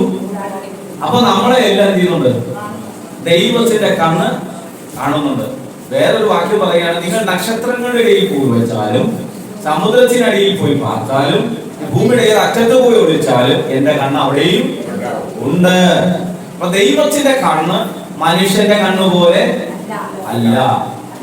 ദൈവത്തിന്റെ കണ്ണെന്ന് പറഞ്ഞാൽ അവന്റെ മുമ്പിൽ സകലതും നഗ്നവും മലർന്നതുമായിരിക്കുന്നു. നിങ്ങളുടെ ഹൃദയത്തിനകത്തെ ചിന്തനങ്ങളെ വരെ തിരിച്ചറിയുവാൻ കഴിവുള്ള ഒരു കണ്ണാണ് ദൈവത്തിന്റെ കണ്ണ്. ആമേൻ. നമുക്ക് ഇരുട്ട് മറവാണെങ്കിൽ ദൈവത്തിന്റെ കണ്ണിന് ഇരുട്ട് മറവല്ല. ആരും കാണാതെ നമ്മൾ ചെയ്യുന്ന കാര്യങ്ങളൊക്കെ ദൈവത്തിന്റെ കണ്ണിൽ എന്താണ്? ദൈവത്തിന്റെ കണ്ണിന് ഇരുട്ടെന്നല്ല, മറവല്ല. മമ്മിയും പപ്പയും കാണാതെ ഇങ്ങനെ പുറകിൽ അമ്മു ഇങ്ങനെ പിടിച്ചു വെച്ചാൽ പപ്പയും മമ്മിയും കാണത്തില്ല. പക്ഷെ ദൈവത്തിന് എന്ത് ചെയ്യാം? അബ്ദിയെ മമ്മിക്ക് കാണാൻ പറ്റിയില്ലെങ്കിലും യേശുവിന് എന്ത് ചെയ്യാം? കാണാം. ഇന്ന് രാത്രി ദൈവത്തിന്റെ കണ്ണ് ഭൂമിയിൽ എല്ലായിടങ്ങളിലും ഊടാടി സഞ്ചരിക്കുമ്പോൾ തന്നെ മനുഷ്യന്റെ കണ്ണുകളിൽ ദൈവം ഒരു വലിയ പ്രവൃത്തി ചെയ്യുവാനായി വേഗത്തിൽ കടന്നു പോകുവാനായിരിക്കുക. നമ്മുടെ കണ്ണുകൾക്ക് ഭയപ്പെടുത്തുവാൻ കഴിയും. കുഞ്ഞുങ്ങളെ ഒന്ന് രൂക്ഷമായിട്ട് നോക്കിയ പിള്ളേർക്ക് ഓ അങ്കിൾ എന്നെ നോക്കി, ആങ്കിൾ എന്നെ പേടിപ്പിക്കും എന്തെങ്കിലും പറഞ്ഞോ? ഇല്ല, അങ്കിളെന്നെ കുറിച്ച് നോക്കി. അപ്പൊ കണ്ണുകൊണ്ട് ചെയ്യാൻ പറ്റും, കണ്ണുകൊണ്ട് കരയാൻ പറ്റും, കണ്ണുകൊണ്ട് പേടിപ്പിക്കാൻ പറ്റും, കണ്ണുകൊണ്ട് വിളിക്കാൻ പറ്റും, കണ്ണുകൊണ്ട് സംസാരിക്കാൻ പറ്റും. അല്ലേ?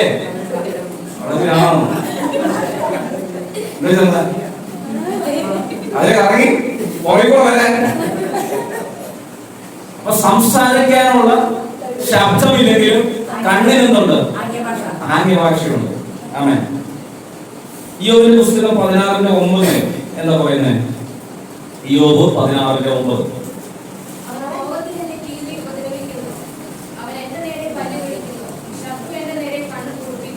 ശത്രു എന്റെ നേരെ എന്ത് ചെയ്യുന്നു? ഭയപ്പെടുത്തുവാൻ തക്കവണ്ണം അവന്റെ കണ്ണിനെ ഇങ്ങനെ കൂർപ്പിച്ചു നോക്കുക. അപ്പൊ നമ്മൾ പറയാറില്ല, എന്നെ ഇങ്ങനെ കൂർച്ചു നോക്കുന്നത് എന്തിനാ? എന്നെ ഇങ്ങനെ നോക്കണ്ട എന്നൊക്കെ പറയാറില്ലേ? എന്തിനാ എന്നെ കണ്ടുപിടി പേടിപ്പിക്കുന്നേ? 17:7 വാക്യം വായിച്ചു. ഇയ്യോബിന്റെ 17:7. അപ്പൊ ദുഃഖിച്ചിരിക്കുന്ന ഒരാളെ കണ്ടാലും ആള് പറയാതെ തന്നെ പറയുന്ന ഒരു കാര്യമുണ്ട്, ഞാൻ വിഷമിച്ചിരിക്കുക, എന്നെ ശല്യം ചെയ്യാൻ വരരുത്. ഇനി ഞാൻ ദുഃഖിച്ചിരിക്കുക, എനിക്കിപ്പോ സംസാരിക്കാൻ താല്പര്യമില്ല. ഇത് കണ്ടിട്ടും നമ്മൾ എന്ത് ചെയ്യണം? പറയുന്നില്ല, എന്തെങ്കിലുമൊക്കെ പറ, ഞങ്ങൾ ഇവിടെ വന്നതല്ലേ, പോകരുത് അങ്ങനെ. അമ്മേ ആളെ കൂടുതൽ വിഷമിപ്പിക്കാൻ എന്ത് ചെയ്ത് പോകരുത്. വിഷമിച്ചിരിക്കുന്ന ആളെ ഒരു കണ്ണിൽ നോക്കിയാൽ ആ മനുഷ്യന്റെ ചീഞ്ഞ മീനാണോ നല്ല മീനാണോ എന്ന് എവിടെ നോക്കി അറിയാം? അതോ മീൻ മേടിക്കുന്നുണ്ട്. അപ്പൊ നമ്മുടെ കണ്ണുകൊണ്ട് നമ്മൾ എന്ത് ചെയ്യണം? ദുഃഖത്തെ മനസ്സിലാക്കണം. എന്നാൽ നമ്മൾ പ്രാർത്ഥിക്കുമ്പോൾ ദൈവത്തോട് നമ്മുടെ അഭയയാചനകളുടെ ബന്ധം നമ്മൾ കൊണ്ടുവരുന്നത് എവിടെയാണെന്ന് അറിയാമോ? നമ്മുടെ കണ്ണുനീരിലാണ്. പ്രാർത്ഥനയുടെ ആഴം വെളിപ്പെടുത്തുന്നത് കണ്ണുനീരിലാണ്. അതുകൊണ്ടാണ് ദൈവം പറഞ്ഞത്, നിന്റെ കണ്ണുനീരും എന്റെ തുരുത്തിയിൽ ഞാൻ ശേഖരിച്ചു വെച്ചിരിക്കുന്നു. അപ്പൊ കണ്ണുമായി ദൈവത്തിനൊരു പ്രത്യേക ബന്ധവും. ആമേൻ. വാക്യം നമുക്ക് നോക്കിയാലോ? ഇയ്യോബിന്റെ പുസ്തകം തന്നെ 16:20.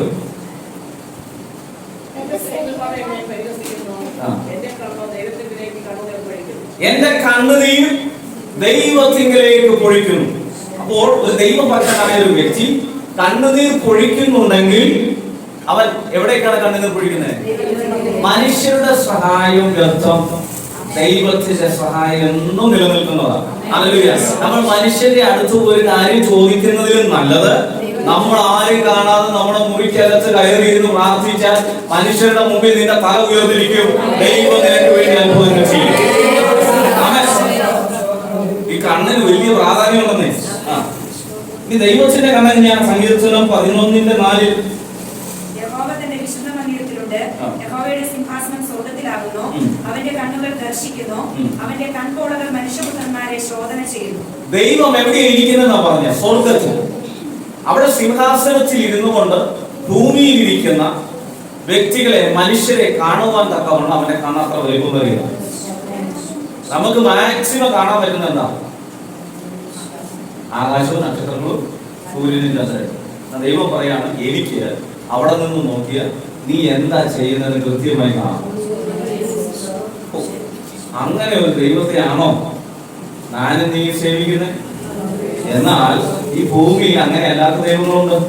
കണ്ണുണ്ടായിട്ടും, ചെവി ഉണ്ടായിട്ടും, കൈയുണ്ടായിട്ടും അവയുണ്ടാക്കിയവർ എങ്ങനെയാണ്?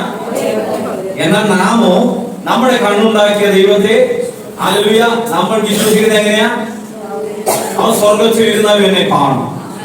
ഞാൻ ഭൂമിയിലായിരുന്നാലും സമുദ്രത്തിലായിരുന്നാലും സമുദ്രത്തിന്റെ കീഴെ പോയാലും ഞാൻ ഭൂമിയുടെ ഏത് അറ്റത്ത് പോയി വിളിച്ചാലും അവന്റെ കണ്ണ് എന്നെ കാണുവാനിടയായി ചെയ്യും. സങ്കീർത്തനം 25:15 എന്താ പറയുന്നത്? എന്റെ കണ്ണ് എപ്പോഴും യഹോവയിലേക്ക് ആകുന്നു, അവൻ എന്റെ കാലുകൾ വരയ്ക്കുന്നു. മതി മതി. ഒരു ദൈവഭക്തൻ എപ്പോഴും പറയേണ്ട ഒരു തീരുമാനമാണ്, എന്റെ കണ്ണ് എപ്പോഴും എങ്ങോട്ടാണ്? യഹോവയിലേക്കാണ്. ഏത് പ്രതിസന്ധി വന്നാലും, ഏത് പ്രശ്നങ്ങൾ വന്നാലും എന്റെ കണ്ണ് യഹോവയിലേക്കാണ്. ആമേൻ ആമേൻ. നമ്മളുടെ കണ്ണുനീർ അല്ലെങ്കിൽ കാണുന്ന ദൈവം നമ്മുടെ കണ്ണുനീരിന് മറുപടി അയക്കുവാനിടയായി ചെയ്യും. ആമേൻ. സങ്കീർത്തനം 34:15 എന്താ പറയുന്നത്? ദൈവത്തിന്റെ കണ്ണ് എവിടെയാണ്? യഹോവയുടെ കണ്ണ് നീതിമാന്മാരുടെ മേലും അവന്റെ ചെവി അവരുടെ നിലവിളിക്കും തുറന്നിരിക്കുന്നു. നമ്മുടെ പ്രാർത്ഥനയ്ക്ക് വേണ്ടി മാത്രം തുറന്നിരിക്കുന്ന ദൈവത്തിന്റെ ചെവിയും നമ്മളെ കാണുവാൻ വേണ്ടി മാത്രം തുറന്നിരിക്കുന്ന ദൈവത്തിന്റെ കണ്ണുകളും. അങ്ങനെയുള്ള ഒരു ദൈവത്തെ നാം ആരാധിക്കുന്നത്. ആമേൻ. നമ്മൾ കഴിഞ്ഞ ദിവസം പഠിച്ചു, ചെവിയെ കുറിച്ച് പഠിച്ചപ്പോ പറഞ്ഞു, ചിലപ്പോ ദൈവം കേൾക്കത്തില്ല നമ്മുടെ പ്രാർത്ഥന. കാരണം എന്താ? ദരിദ്രന്റെ അപേക്ഷ ഇതില്ല, നമ്മൾ കേൾക്കില്ല. ആ കേൾക്കാത്ത ഞാൻ പോയി പ്രാർത്ഥിക്കും, എന്റെ അപേക്ഷ ആര് കേൾക്കില്ല? ദൈവം കേൾക്കില്ല. അതുപോലെ ഒത്തിരി വാക്യങ്ങളുണ്ട്. നമ്മുടെ അപേക്ഷ കേൾക്കുന്നതിന് തടസ്സം പലതുണ്ടെങ്കിലും നമ്മളിപ്പോ വായിച്ച വാക്യത്തിൽ കാണുന്നു, 34:15 പറയുന്നത് ദൈവത്തിന്റെ കണ്ണെവിടെയാണ്? നീതിമാന്മാരുടെ മേൽ നിഴലിട്ടുകൊണ്ടിരിക്കുകയാണ്. സൊമാലിയയിൽ പോയാൽ ഏറ്റവും കൂടുതൽ പട്ടിണിയിൽ കിടക്കുന്ന ഒരു രാജ്യമാണ് സൊമാലിയ. ആഫ്രിക്കൻ രാജ്യമാണ്. ആ രാജ്യത്ത് പോയി കുട്ടികളെ നോക്കിയാൽ, അവരുടെ കണ്ണിൽ നോക്കിയാൽ അറിയാം അവർ ഭക്ഷണം കഴിച്ചിട്ട്. അവരുടെ ശരീരത്തിൽ നോക്കിയാൽ അറിയാം അവർ എല്ലാം മുമ്പിൽ നിൽക്കുന്ന കാണുമ്പോൾ അവർക്ക് ഭക്ഷണമൊന്നും ഇല്ല. അത് വചനത്തിൽ പറഞ്ഞിട്ടുണ്ടോ? നമുക്ക് നോക്കാം. 73 സങ്കീർത്തനം 7-ാം വാക്യം വായിച്ചാൽ, അവരുടെ കണ്ണുകൾ പുഷ്ടി കൊണ്ട് അപ്പൊ അതിനർത്ഥം പുഷ്ടി ഇല്ലെങ്കിൽ എങ്ങനെ ഇരിക്കും? താഴ്ന്നിരിക്കും. ഒരു സമ്പന്നതയുടെ ദാരിദ്ര്യമില്ലാത്ത അവസ്ഥയാണ് കണ്ണിന്റെ പുഷ്ടി.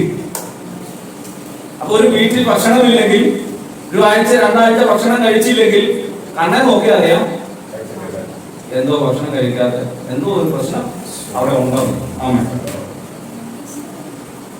സങ്കീർത്തനം 80:5 വായിച്ചാട്ടെ.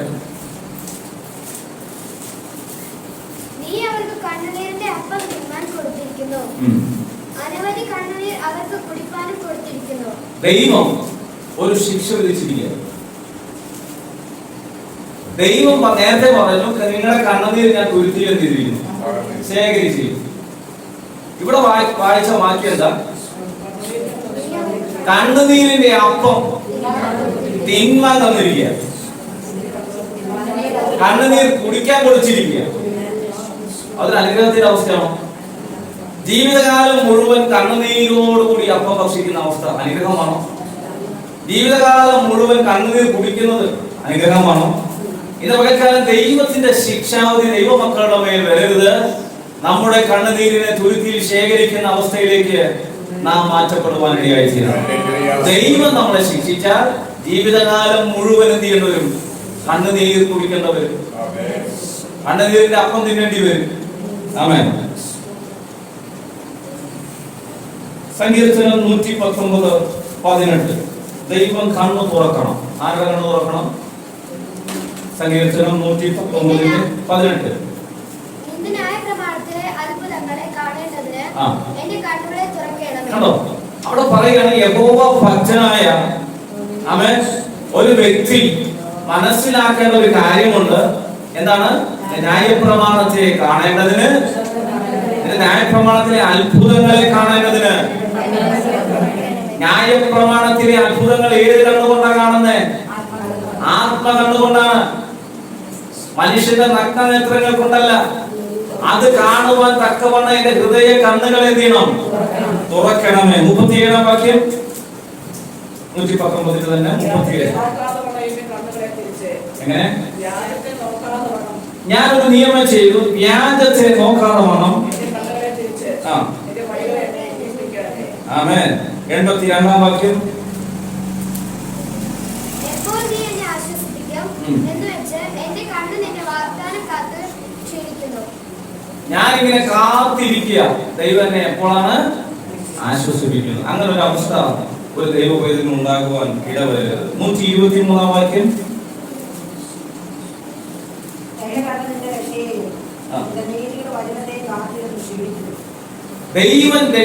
ദൈവത്തിന്റെ രക്ഷയെയും നീതിയുള്ള വചനത്തെയും കാത്തിരിക്കുന്നു, ക്ഷീണിക്കുന്നു. 148 വാക്യം. തിരുവചനം ധ്യാനിക്കേണ്ടതിന് എന്റെ കണ്ണ് യാമങ്ങളെ നോക്കിക്കൊണ്ടിരിക്കുന്നു.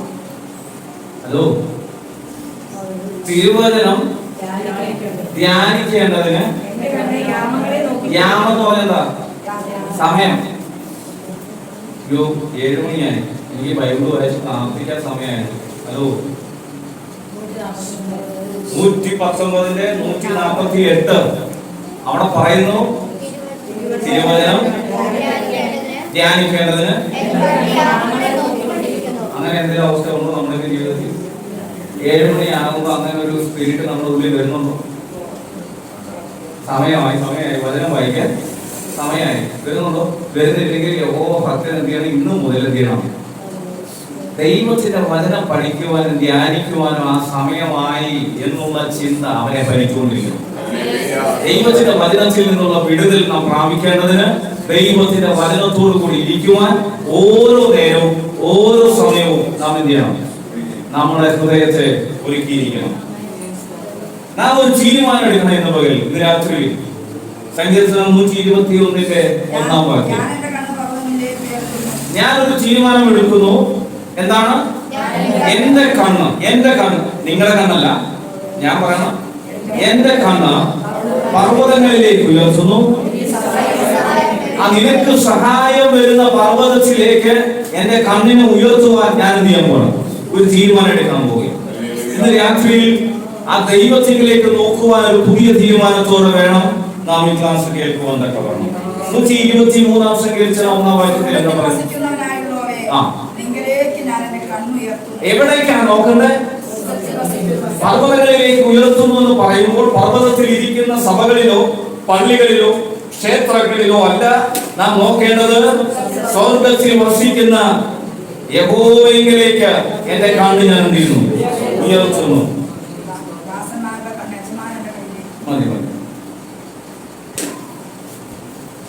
141:8 വാക്യം നോക്കിയേ. നമ്മൾ ബൈബിൾ ക്ലാസ് ആയതുകൊണ്ടാണ് വചനങ്ങൾ പറഞ്ഞു പോകുന്നത്. നിങ്ങൾ എഴുതി വെച്ചാൽ പിന്നീട് നിങ്ങൾക്ക് ഉപകരിക്കും. നമ്മുടെ തീരുമാനത്തിൽ നമ്മൾ ഉറച്ചിരിക്കുക. ഇനി എന്റെ കണ്ണ് നിന്നിലേക്ക് മാത്രമാണ്. ഞാൻ ഈ മനുഷ്യരെ എന്തില്ല ആശ്രയിക്കത്തില്ല, നോക്കത്തില്ല. ഞാൻ മനുഷ്യരിൽ എന്തില്ല, എന്റെ കണ്ണിനെ ആശ്രയം വെക്കത്തില്ല. അവന്റെ സമ്പത്ത് കണ്ട് അവനിൽ ഞാൻ ആശ്രയിക്കത്തില്ല. അവന്റെ നന്മകൾ കണ്ട് ഞാൻ എന്റെ കണ്ണിനെ എന്ത് ചെയ്യത്തില്ല, അവനിലേക്ക് കൊടുക്കത്തില്ല. ഞാനൊരു പുതിയ തീരുമാനത്തിലേക്ക് എത്തിയിരിക്കുകയാണ്. എന്നാൽ ശലോമോന് ചിലത് പറയാനുണ്ട്. ശലോമോന്റെ പുസ്തകം ഏതാ? സദൃശവാക്യത്തിൽ ശലോമോൻ, ജ്ഞാനികളിൽ ജ്ഞാനിയായ ശലോമോൻ പറയുന്ന ചില വാക്യങ്ങളുണ്ട്. നമുക്കതും കൂടെ വായിച്ച് മുന്നോട്ട് പോകാം. സദൃശവാക്യം 10:10.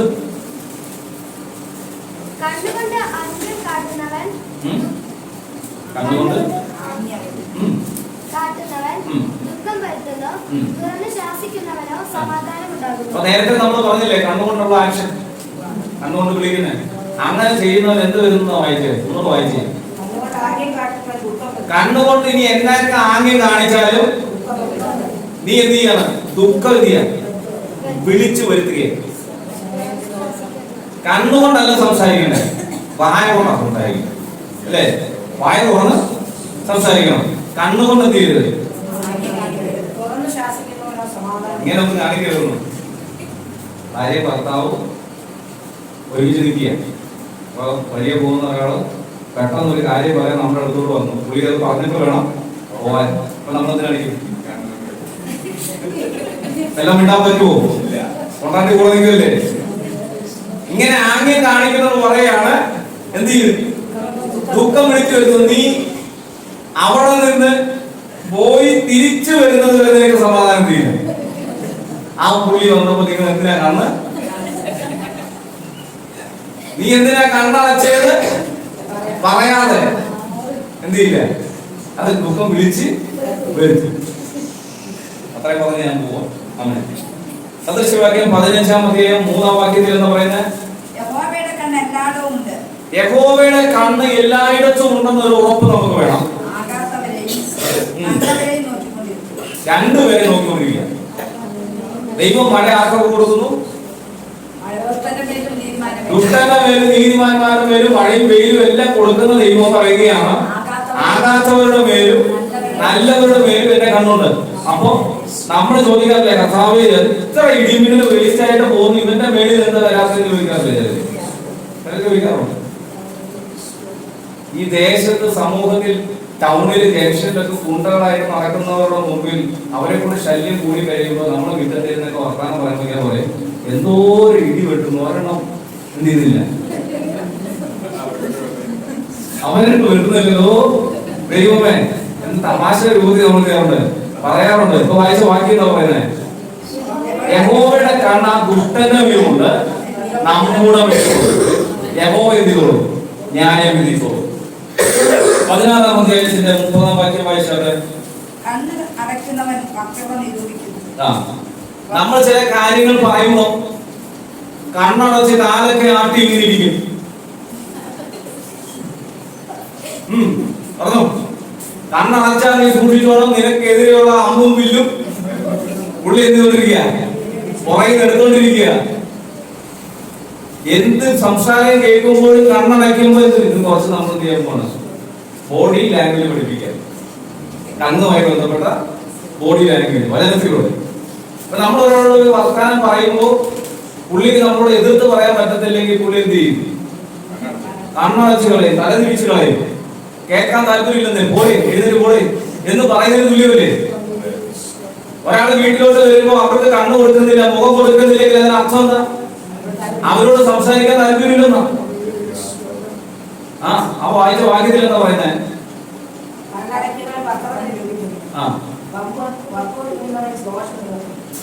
20-ാം അധ്യായം 12-ാം വാക്യം വായിച്ചു.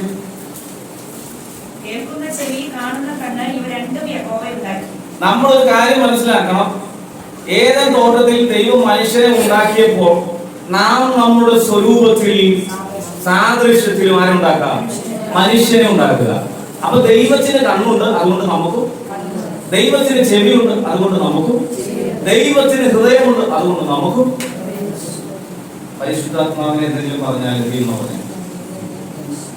പരിശുദ്ധാത്മാവിന് ദുഃഖിക്കുന്നു, വേദനിക്കുന്നു. എന്റെ ഹൃദയപ്രകാരമുള്ള മനുഷ്യൻ. അപ്പൊ ദൈവത്തിന് ഹൃദയമുണ്ടോ? ഉണ്ടെന്ന്. ദൈവത്തിന് കാലുകളുണ്ടോ? ഏത് തോട്ടത്തിൽ വൈകുന്നേര സമയം ആര് വരുമായിരുന്നു? കൈകുട്ടി പുറകെ വരുന്നത് പോലെ വരുന്ന പറഞ്ഞേ അല്ല, കാലുകുത്തിയാ വരുന്നേ. യഹോവയുടെ വലങ്കൈ ഒറ്റയടി ആകെ ഭാര്യ. യഹോവയുടെ വലങ്കൈ അതല്ല, യഹോവയ്ക്ക് വലങ്കൈ ഉണ്ടെന്ന്. എന്റെ ഭുജം ആർക്ക് തടുക്കുവാൻ കഴിയും? ആമേൻ. സങ്കീർത്തനത്തിലുണ്ട് എന്റെ ഭുജങ്ങൾ അല്ലേ? അങ്ങനെയാണെങ്കിൽ അതേ സാദൃശ്യത്തിൽ ആരെ സൃഷ്ടിച്ചത്? മനുഷ്യനെ സൃഷ്ടിച്ചത്. നമ്മളിപ്പോ പറയുന്ന കണ്ണിനെ കുറിച്ചാണ്. ആമേൻ. വേഗത്തിൽ നമുക്ക് കടന്നു പോകുവാനിടയായി ചെയ്യട്ടെ. 23-ന്റെ 6 വായിച്ചായിരുന്നു. അത് നമ്മൾ നേരത്തെ പറഞ്ഞ വാക്യം തന്നെയാണ്. കണ്ണിന് 23-ന്റെ 6 പറയുകയാണ്, ദൈവ പൈതലേ നിന്നെ കുറിച്ച് ഒരുത്തിന് കണ്ണുകടി ഉണ്ടെങ്കിൽ നീ അവന്റെ അപ്പം തിന്നരുത്. അത് നിനക്ക് ബന്ധനമായി തീരും. ഇന്ന് രാത്രികാലം നാം മനസ്സിലാക്കുന്ന ഒരു കാര്യമുണ്ട്. എന്ത്? കണ്ണുകടിയുള്ളവന്റെ അപ്പം. എങ്ങനെ കണ്ണുകടിയുള്ളവരെ തിരിച്ചറിയാൻ പറ്റും? എങ്ങനെ കണ്ണുകടിയുള്ളവരെ തിരിച്ചറിയാൻ പറ്റും? നമ്മളെ കാണുമ്പോ ഭയങ്കര സ്നേഹം. നമ്മളെ കാണുമ്പോ അയ്യോ നിനക്ക് അങ്ങനെ വന്നു പോയത്. നമ്മളില്ലാത്തപ്പോ അവക്ക് അങ്ങനെ തന്നെ. ഇതെന്ത് ചെയ്യും? ഇൻഡയറക്റ്റ് ആയിട്ട് നമ്മുടെ അടുത്തെത്തും. ഈ കേട്ട ആള് വന്നിട്ട് എന്ത് പറയും? ഞങ്ങൾ നാളെ അവിടെ നിന്നപ്പോ പറയണമെന്ന് വിചാരിച്ചല്ല, എന്നാലും പറയുക ആന്റി പറയാണ് അവർക്ക് അങ്ങനെ തന്നെ വരണമെന്ന്. അപ്പൊ നമ്മളെ കണ്ടപ്പോ അവരെന്താ പറഞ്ഞേ? പിന്നെ അവന്റെ അപ്പം ഭക്ഷിക്കാൻ നീ പോകരുത് എന്നാ പറഞ്ഞേ. അമ്മേ, നിന്നെ കാണുമ്പോ സ്നേഹിക്കുകയും നീ ഇല്ലാത്തപ്പോ നിന്നെ കുറിച്ച് വമ്പ് പറയുകയും കള്ളം പറയുകയും നുണ പറയുകയും ഇല്ലാത്തത് പറയുകയും ചെയ്യുന്നതാണെന്ന് നീ കണ്ടാൽ ഒരു ദൈവപേര് എന്ത് ചെയ്യണം? ആ ബന്ധത്തിൽ നിന്ന് മാറി നിൽക്കണം. ആമേൻ. അടുത്ത വാക്യം 28-22 ദൃശ്യവാക്യം 28-22. കണ്ണുകടിയുള്ളവൻ ധനവാനാകുവാൻ വ്യർത്ഥപ്പെടും. കണ്ണുകടിയുള്ളവരുടെ ഏറ്റവും വലിയ പ്രശ്നം എന്താ അറിയോ? ഒരു വീട് തൊട്ടടുത്ത് 2 നില വന്നാൽ ഇവൻ അപ്പൊ തന്നെ 2 നില വീട് എവിടെ പണിയണം? അവന്റെ ബോർഡിൽ പണിയണം. ഒരു ഫ്രിഡ്ജ് അപ്പുറത്തെ വീട്ടിൽ വന്നാൽ എന്റെ വീട്ടിലും 2 ഡോറുള്ള ഫ്രിഡ്ജ്. ഈ ഒരു കല്യാണത്തിന് പോകണം, അത്രയും നല്ല സാരി മേടിച്ച് തന്നില്ലെങ്കിലും എനിക്കൊരു സാരി മേടിച്ച് തരാതെ ഞാൻ കല്യാണത്തിന് പോകരുത്. ഇതൊന്നും ദൈവത്തിൽ നിന്നുള്ളതല്ല, ഇതെല്ലാം കണ്ണുകളിയുടെ സ്പിരിറ്റിൽ നിന്നുള്ള എടുക്കണം. ആമേൻ. എനിക്ക് അത്രയും ഒന്നും മേടിച്ചു തരാൻ പറ്റിയില്ലെങ്കിൽ ചെറുതെങ്കിലും മേടിച്ചു തരാതെ ഞാൻ ചെയ്യില്ല. അപ്പൊ വലിയ കണ്ണുകളില്ല, ചെറിയ കണ്ണുകളിയുള്ളൂ. അപ്പൊ ചെറിയ കണ്ണുകടി എന്ത് ചെയ്യണം? ഇന്നങ്ങ് വാഷ് ചെയ്ത് കളയണം. അത് നമുക്ക് വേണ്ട. ഉള്ളത് കൊണ്ട് തൃപ്തിപ്പെടുവാൻ ദൈവം നമ്മളെ പഠിപ്പിക്കണം. ഒരു കല്യാണം വന്നാൽ ഉള്ളതിൽ നല്ലതിട്ട് പോണം. നീ എന്തിനാ കണ്ണു കടിക്കുന്നേ? ഇതിന് വണ്ടിയില്ലേ, ബസ് കയറി പോണം. ഞാൻ വണ്ടി മേടിച്ചിട്ട് ഇനി കല്യാണത്തിന് പോകുന്നുള്ളൂ ആരും പറഞ്ഞ് ഞാൻ കേട്ടിട്ടില്ല. പക്ഷെ വസ്ത്രം മേടിച്ചിട്ടേ ഞാൻ പോകുന്നുള്ളൂ ഞാൻ പറഞ്ഞു കേട്ടിട്ടുണ്ട്. അല്ലേ? വസ്ത്രമാകുമ്പോൾ മേടിക്കാം, വണ്ടിയാണെങ്കിൽ കല്യാണം മുടങ്ങും. അല്ലേ? ഒരു കാർ മേടിച്ചിട്ട് ഞാൻ പോകുന്നുള്ളൂ വെച്ചാൽ കല്യാണത്തിന് കാര്യം ഏതാണ്ടൊക്കെ തീരുമാനമാകും. പക്ഷെ വസ്ത്രമാകുമ്പോൾ 1000 രൂപ പരിപാടി നടക്കും, നമ്മുടെ വാശി തീരും. നമുക്കെക്കാലം ദൈവം ഇതില് നമ്മുടെ കണ്ണുകൾ അട്രാക്ട് ചെയ്യുന്ന എന്തെങ്കിലും ഉണ്ടെങ്കിൽ നമ്മൾ കണ്ണുകളോട് ബ്രേക്ക് പറയണം. ബ്രേക്ക് പറയണം. അതിനർത്ഥം നീ വസ്ത്രം ധരിക്കാൻ നടക്കണമെന്നില്ല. നിന്നെ ദൈവം മാനിക്കുന്ന ദിവസങ്ങൾ നിന്റെ കണ്ണിന്റെ മുമ്പിൽ ദൈവം കൊണ്ടുവരും. ആമേൻ. നീ കാണാത്ത നന്മകൾ നിന്റെ കണ്ണിന്റെ മുമ്പിൽ ദൈവം കൊണ്ടുവരും. നീ അനുഭവിക്കാത്ത നന്മകൾ നിന്റെ കണ്ണിന്റെ മുമ്പിൽ ദൈവം കൊണ്ടുവരും. എങ്ങനെ? യഹോവ ഭക്തനായിരിക്കുക.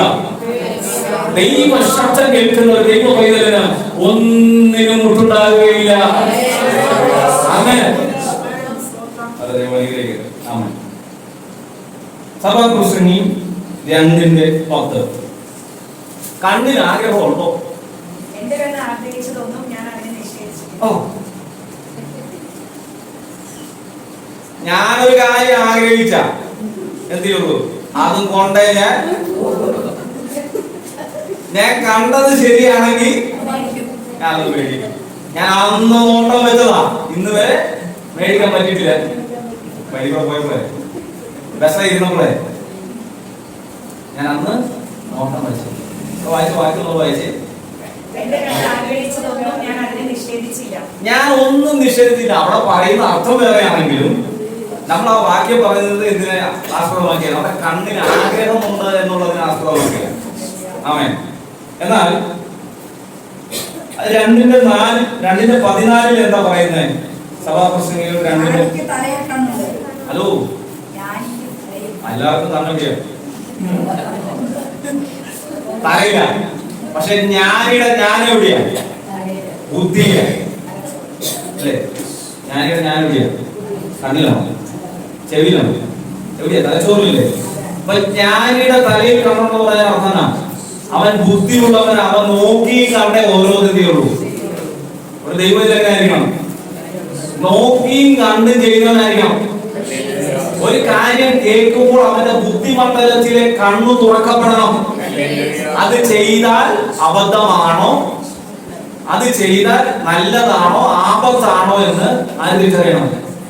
മഴവെള്ളം പാച്ചിലുള്ള സമയത്ത് വെള്ളത്തിൽ കുളിക്കാൻ എന്ത് ചെയ്യരുത്? പോകരുത്. അത് ആരുടെ ബുദ്ധിയാ തുറക്കണ്ടേ? നമ്മുടെ ബുദ്ധിയാ തുറക്കണ്ടേ? നമ്മുടെ കണ്ണുകൊണ്ട് നമ്മൾ കാണണം ഉൾപ്പൊട്ടി വെള്ളം വരുന്നത്.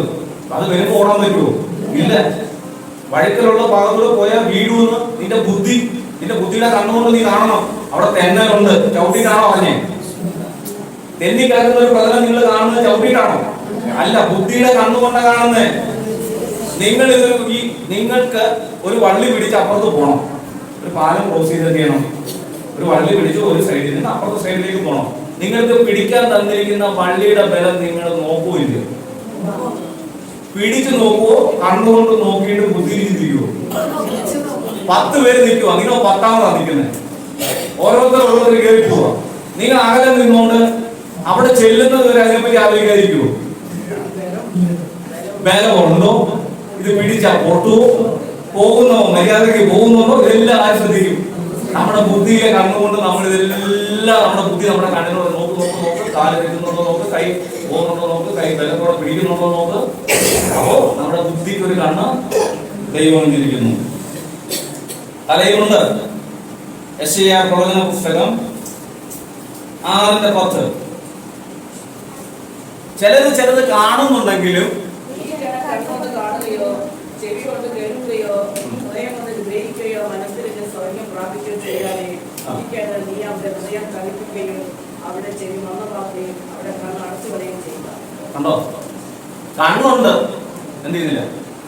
കാണുന്നില്ല. അവിടെ ഹൃദയം എങ്ങനെ ഇരിക്കുക? കഠിനമായിട്ടിരിക്കുക, തടിച്ചിരിക്കുക. അപ്പൊ ആ കണ്ണ് എഴുതണം. കണ്ണുണ്ടായിട്ടും കണ്ണ് തുറക്കുന്നില്ല, കാണുന്നില്ലെന്ന് പറയുന്ന കണ്ണേതാ?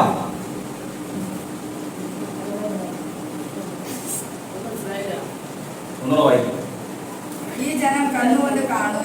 ഈ ജനം കണ്ണുകൊണ്ട് കാണുകയോ പറയുമ്പോൾ അവരുടെ കണ്ണിന്റെ മുമ്പിൽ ഒരു പ്രവൃത്തി നടന്നിട്ടില്ലേ?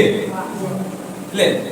നടന്നിട്ടാ പറയുന്നത്. ഈ ജനം കണ്ണുകൊണ്ട് കാണുകയോ ചെവി കൊണ്ട് കേൾക്കുകയോ ഹൃദയം കൊണ്ട് ഗ്രഹിക്കുകയോ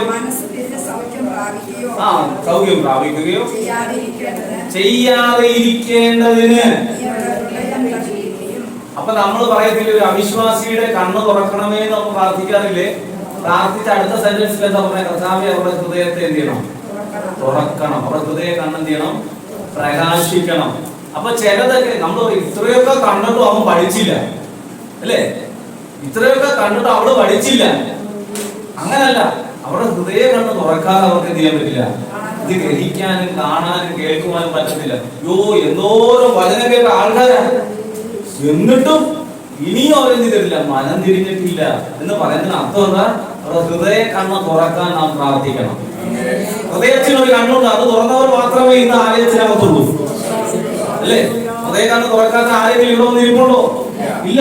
ദൈവത്തെ കണ്ടവരും ദൈവം കണ്ടവരും എല്ലാവരുടെ ഹൃദയം അവൻ ദൈവത്തിന്റെ ഹൃദയം പോലെ ദൈവത്തോട് അടുത്തിരിക്കുന്ന ഹൃദയമുള്ളവർ. എന്റെ ഹൃദയപ്രകാരമുള്ള മനുഷ്യൻ എന്ന് പറയുന്നത് പോലെയാണ് നമ്മുടെ ഹൃദയം. ദൈവത്തോട് തിരിക്കുക, അടുത്തിരിക്കുക. ആമേൻ. വേഗത്തിൽ നമുക്ക് പോകാം. ശരീരത്തെ കുറിച്ചൊരു പുതിയ നിയമത്തിൽ എന്താ പറയുന്നത് എന്ന് നമുക്ക് നോക്കാം. മത്തായി സുവിശേഷം 6:22 വാക്യം. മത്തായി 6:22. ശരീരത്തിന്റെ വിളക്ക് എന്നാണ് നമ്മൾ പറയാറുണ്ട്. നമ്മുടെ ഭാര്യമാരാണ് നമ്മുടെ വീടിന്റെ നമ്മുടെ ഭാര്യമാരാണ്. ഒരു കോമഡിക്കകത്ത് ഞാൻ കേട്ടതാണ്, ബൈബിൾ ക്ലാസ് ആണെന്ന് പറയാം. അവളെ കത്തിച്ചെന്ത് ചെയ്യണം? വീടിന്റെ മുറ്റത്ത് നിർത്തണമെന്നാണ് എന്റെ ആഗ്രഹം. എന്താ വിളക്കല്ലേ? അപ്പൊ അവിടെ ഞാൻ എന്ത് ചെയ്യാൻ പോണേ? കത്തിച്ച് വീടിന്റെ ഫ്രണ്ടിൽ കൊണ്ട് അതോടുകൂടി ആ വിളക്കിന്റെ പുറത്ത് നിൽക്കണം. ആ കോമഡിക്കാന്ന് പറയുന്നത്. പക്ഷേ നമ്മളോട് വചനത്തിൽ പറയുകയാണ്, നിന്റെ കണ്ണാണ് ശരീരത്തിന്റെ വിളക്ക്. ഇരുട്ടിൽ വിളക്ക് എന്തിനാ ഉപയോഗിക്കുന്നത്? വെളിച്ചത്തിന്, വെളിച്ചം കാണാനല്ല, ഇരുട്ടിൽ വിളക്കെന്തിനാ? വെളിച്ചത്തിന്. വെളിച്ചത്തിന് കണ്ണിന് കാണാൻ. ഇരുട്ടിൽ വിളക്കെന്തിനാ? വെളിച്ചത്തിനാണ്. വെളിച്ചത്തിന് കാണാനല്ല, വെളിച്ചത്തിന്. ഇരുട്ടുള്ളിടത്ത് വിളക്ക് കൊണ്ട് വെച്ചാൽ വെളിച്ചം വരും. ഇരുട്ടുള്ളിടത്ത് വെളിച്ചം വെച്ചാൽ എന്തിനാ? കണ്ണുകൊണ്ട് കാണാൻ. ഇരുട്ട് കാണാൻ പറ്റത്തില്ല. അപ്പൊ വചനം പറയുകയാണ് നിങ്ങളുടെ ശരീരത്തിന്റെ വിളക്ക് കണ്ണാണെന്ന് പറയുമ്പോൾ അതിനെന്തോ ഒരു അർത്ഥമില്ല. ഏറ്റവും കൂടുതൽ പ്രശ്നക്കാരനാണെന്ന് അറിയാമോ? ഈ കണ്ണാണ്. ഞാൻ ഒത്തിരി പറഞ്ഞ പ്രശ്നമായതുകൊണ്ട് ഒത്തിരി പറയത്തില്ല. നമ്മുടെ കണ്ണ് വലിയ പ്രശ്നക്കാരനാണ്. നമ്മൾ ചിന്തിക്കുന്നത് പോലൊന്നുമല്ല. നമ്മളെക്കാൾ വിലനായ നമ്മുടെ കണ്ണ്. കണ്ടത് കണ്ടില്ലെന്ന് പറയാൻ പറ്റും. ഹലോ, കണ്ടത് കണ്ടില്ലെന്ന് പറയാൻ പറ്റില്ലേ? ഞാനൊന്നും കണ്ടില്ലേ, 2 പ്രാവശ്യം പറഞ്ഞിരിക്കുന്നു. എവിടെയാണോ? ഞാൻ കണ്ടില്ലല്ലോ. ഇല്ലേ? പറഞ്ഞിട്ടില്ലേ? പറഞ്ഞിട്ടുണ്ടോ? നീ കണ്ണെന്താണോ പറഞ്ഞേ? വിളക്കാണോ? വിളക്കാണെങ്കിൽ എന്ത് ചെയ്യും? കാണും. അപ്പൊ കള്ളം പറയാൻ കണ്ണ് എന്തായി? പിശാചെടുത്ത് ഉപയോഗിച്ചു. കണ്ടിട്ട് കണ്ടില്ലെന്ന് പറഞ്ഞു. കണ്ടിട്ട് നീ കാണാത്തതിനെ കണ്ടെന്ന് പറയാനും കണ്ണ് ഉപയോഗിക്കാൻ പറ്റത്തില്ല. കാണാത്തതിനെ കണ്ടെന്ന് പറയാൻ ഒരു കള്ളസത്യം ചെയ്യാൻ എന്ത് ചെയ്യാൻ പറ്റും? ഈ കണ്ണിനെ ഉപയോഗിക്കാൻ പറ്റും. കാണാത്തതിനെ എങ്ങനെ കണ്ടെന്ന് പറയും? കണ്ടോ? കാണാത്തതിനെ കണ്ടോ? ആനെ കണ്ടോ? ഇവിടെ ആന തിരിക്കണുണ്ടോ? എല്ലാവരും കണ്ടോ? അപ്പൊ ഞാൻ കണ്ടെന്ന് പറഞ്ഞാലോ? അതാ പറയുന്നത്. പിശാചിന് നമ്മുടെ കണ്ണിനെ പിശാചിന് ആവശ്യമായ രീതിയിൽ ഉപയോഗിക്കാൻ പറ്റും. അതുകൊണ്ട് നമ്മുടെ ശരീരത്തിലെ അവയവങ്ങളെ നാം എന്ത് ചെയ്യണം? വളരെ കെയർഫുൾ ആയിട്ട് ഉപയോഗിക്കണം. കണ്ണ് വളരെ, ദൈവം പറയുകയാണ് നിന്റെ ശരീരത്തെ, ഒന്ന് വായിച്ച വാക്യം, ശരീരത്തെ മുഴുവൻ മലിനമാക്കുവാൻ കണ്ണിന് കഴിയും. ആമേൻ. കണ്ണ് കേടുള്ളതെങ്കിലോ ശരീരം മുഴുവനും ഇരുണ്ടതായി. കണ്ടോ?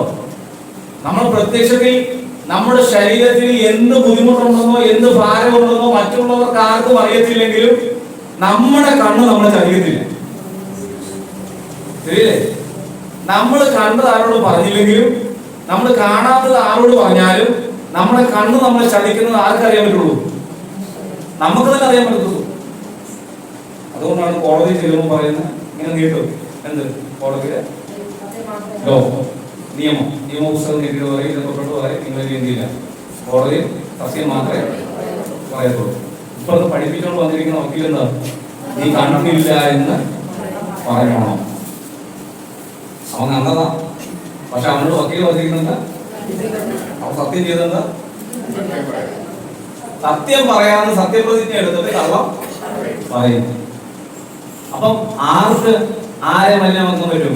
കണ്ണിന് നമ്മുടെ ശരീരത്തെ മുഴുവൻ മലിനമാക്കുവാൻ സാധിക്കും.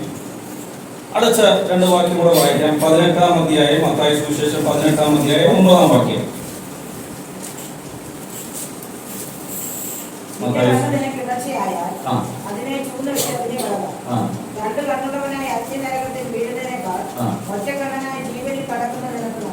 ഞാൻ ഒരിക്കൽ ഇവിടെ പ്രസംഗിച്ചപ്പോൾ പറയുവാനിടയായി തീർന്നു, നിങ്ങൾക്ക് കാലില്ലെങ്കിൽ നിങ്ങൾ മരിച്ച് സ്വർഗത്തിൽ ചെല്ലുമ്പോൾ നിങ്ങൾക്ക് കാലില്ലാത്തവനായിട്ടായിരിക്കും നിങ്ങൾ കാണുന്നതെന്ന് പറയും. കണ്ണില്ലാത്ത ഒരാൾ മരിച്ച് സ്വർഗത്തിൽ ചെന്നാൽ കണ്ണില്ലാത്തവനായിട്ടായിരിക്കും കാണുന്നതെന്ന് പറയും. അങ്ങനെ പറയാനുള്ളതിന്റെ ഒരു വാക്യമാണ് ഇവിടെ പറയുന്നതിന്റെ. ചിലരിതിനെ വ്യാഖ്യാനിച്ച് പറയുമ്പോൾ പറയാറുണ്ട്, അതൊരു ഉദാഹരണം പറഞ്ഞതേ ഉള്ളൂ. ആര്? ലേഖകൻ ഒരു ഉദാഹരണം പറഞ്ഞതേ ഉള്ളൂ. നീ സ്വർഗത്തിൽ പോകുമ്പോൾ എന്റെ കണ്ണ് നിനക്ക് ഇടർച്ച വരുത്തുന്നെങ്കിൽ എന്ത് ചെയ്തു? കണ്ണില്ലാത്തവനായിട്ട് അങ്ങ് പൊക്കോ, കണ്ണിനെ അങ്ങ് നശിപ്പിച്ച് കളാന്ന് പറഞ്ഞതേ ഉള്ളൂ എന്ന് പറയുന്നുണ്ട്. എങ്കിലും അവിടെ പറയുകയാണ്, നിനക്ക് ഇടർച്ച വരുത്തുന്നു എന്ന് പറയുമ്പോൾ നമ്മൾ ശ്രദ്ധിക്കേണ്ട കാര്യം, സ്വർഗരാജ്യത്തിലേക്ക് കടക്കാനുള്ള ഒരു ഇടർച്ചയെ കുറിച്ചാണ് പറയുന്നത്. സ്വർഗരാജ്യത്തിലേക്ക് കടക്കുന്നതിന് തടസ്സമായി നിന്റെ കണ്ണ് നിനക്ക് കൺട്രോൾ ചെയ്യാൻ പറ്റുന്നില്ലെങ്കിൽ നീ എന്ത് ചെയ്യണം? ആ കണ്ണ് ചൂർന്ന് കളയണം. എന്നിട്ട് ഒറ്റ കണ്ണനായിട്ടോ രണ്ട് കണ്ണില്ലാതെ എവിടെ പോകണം? ഇത് എത്ര പേര് ചെയ്യും? അതിലും നല്ല തീരുമാനം എടുക്കുന്നല്ലേ.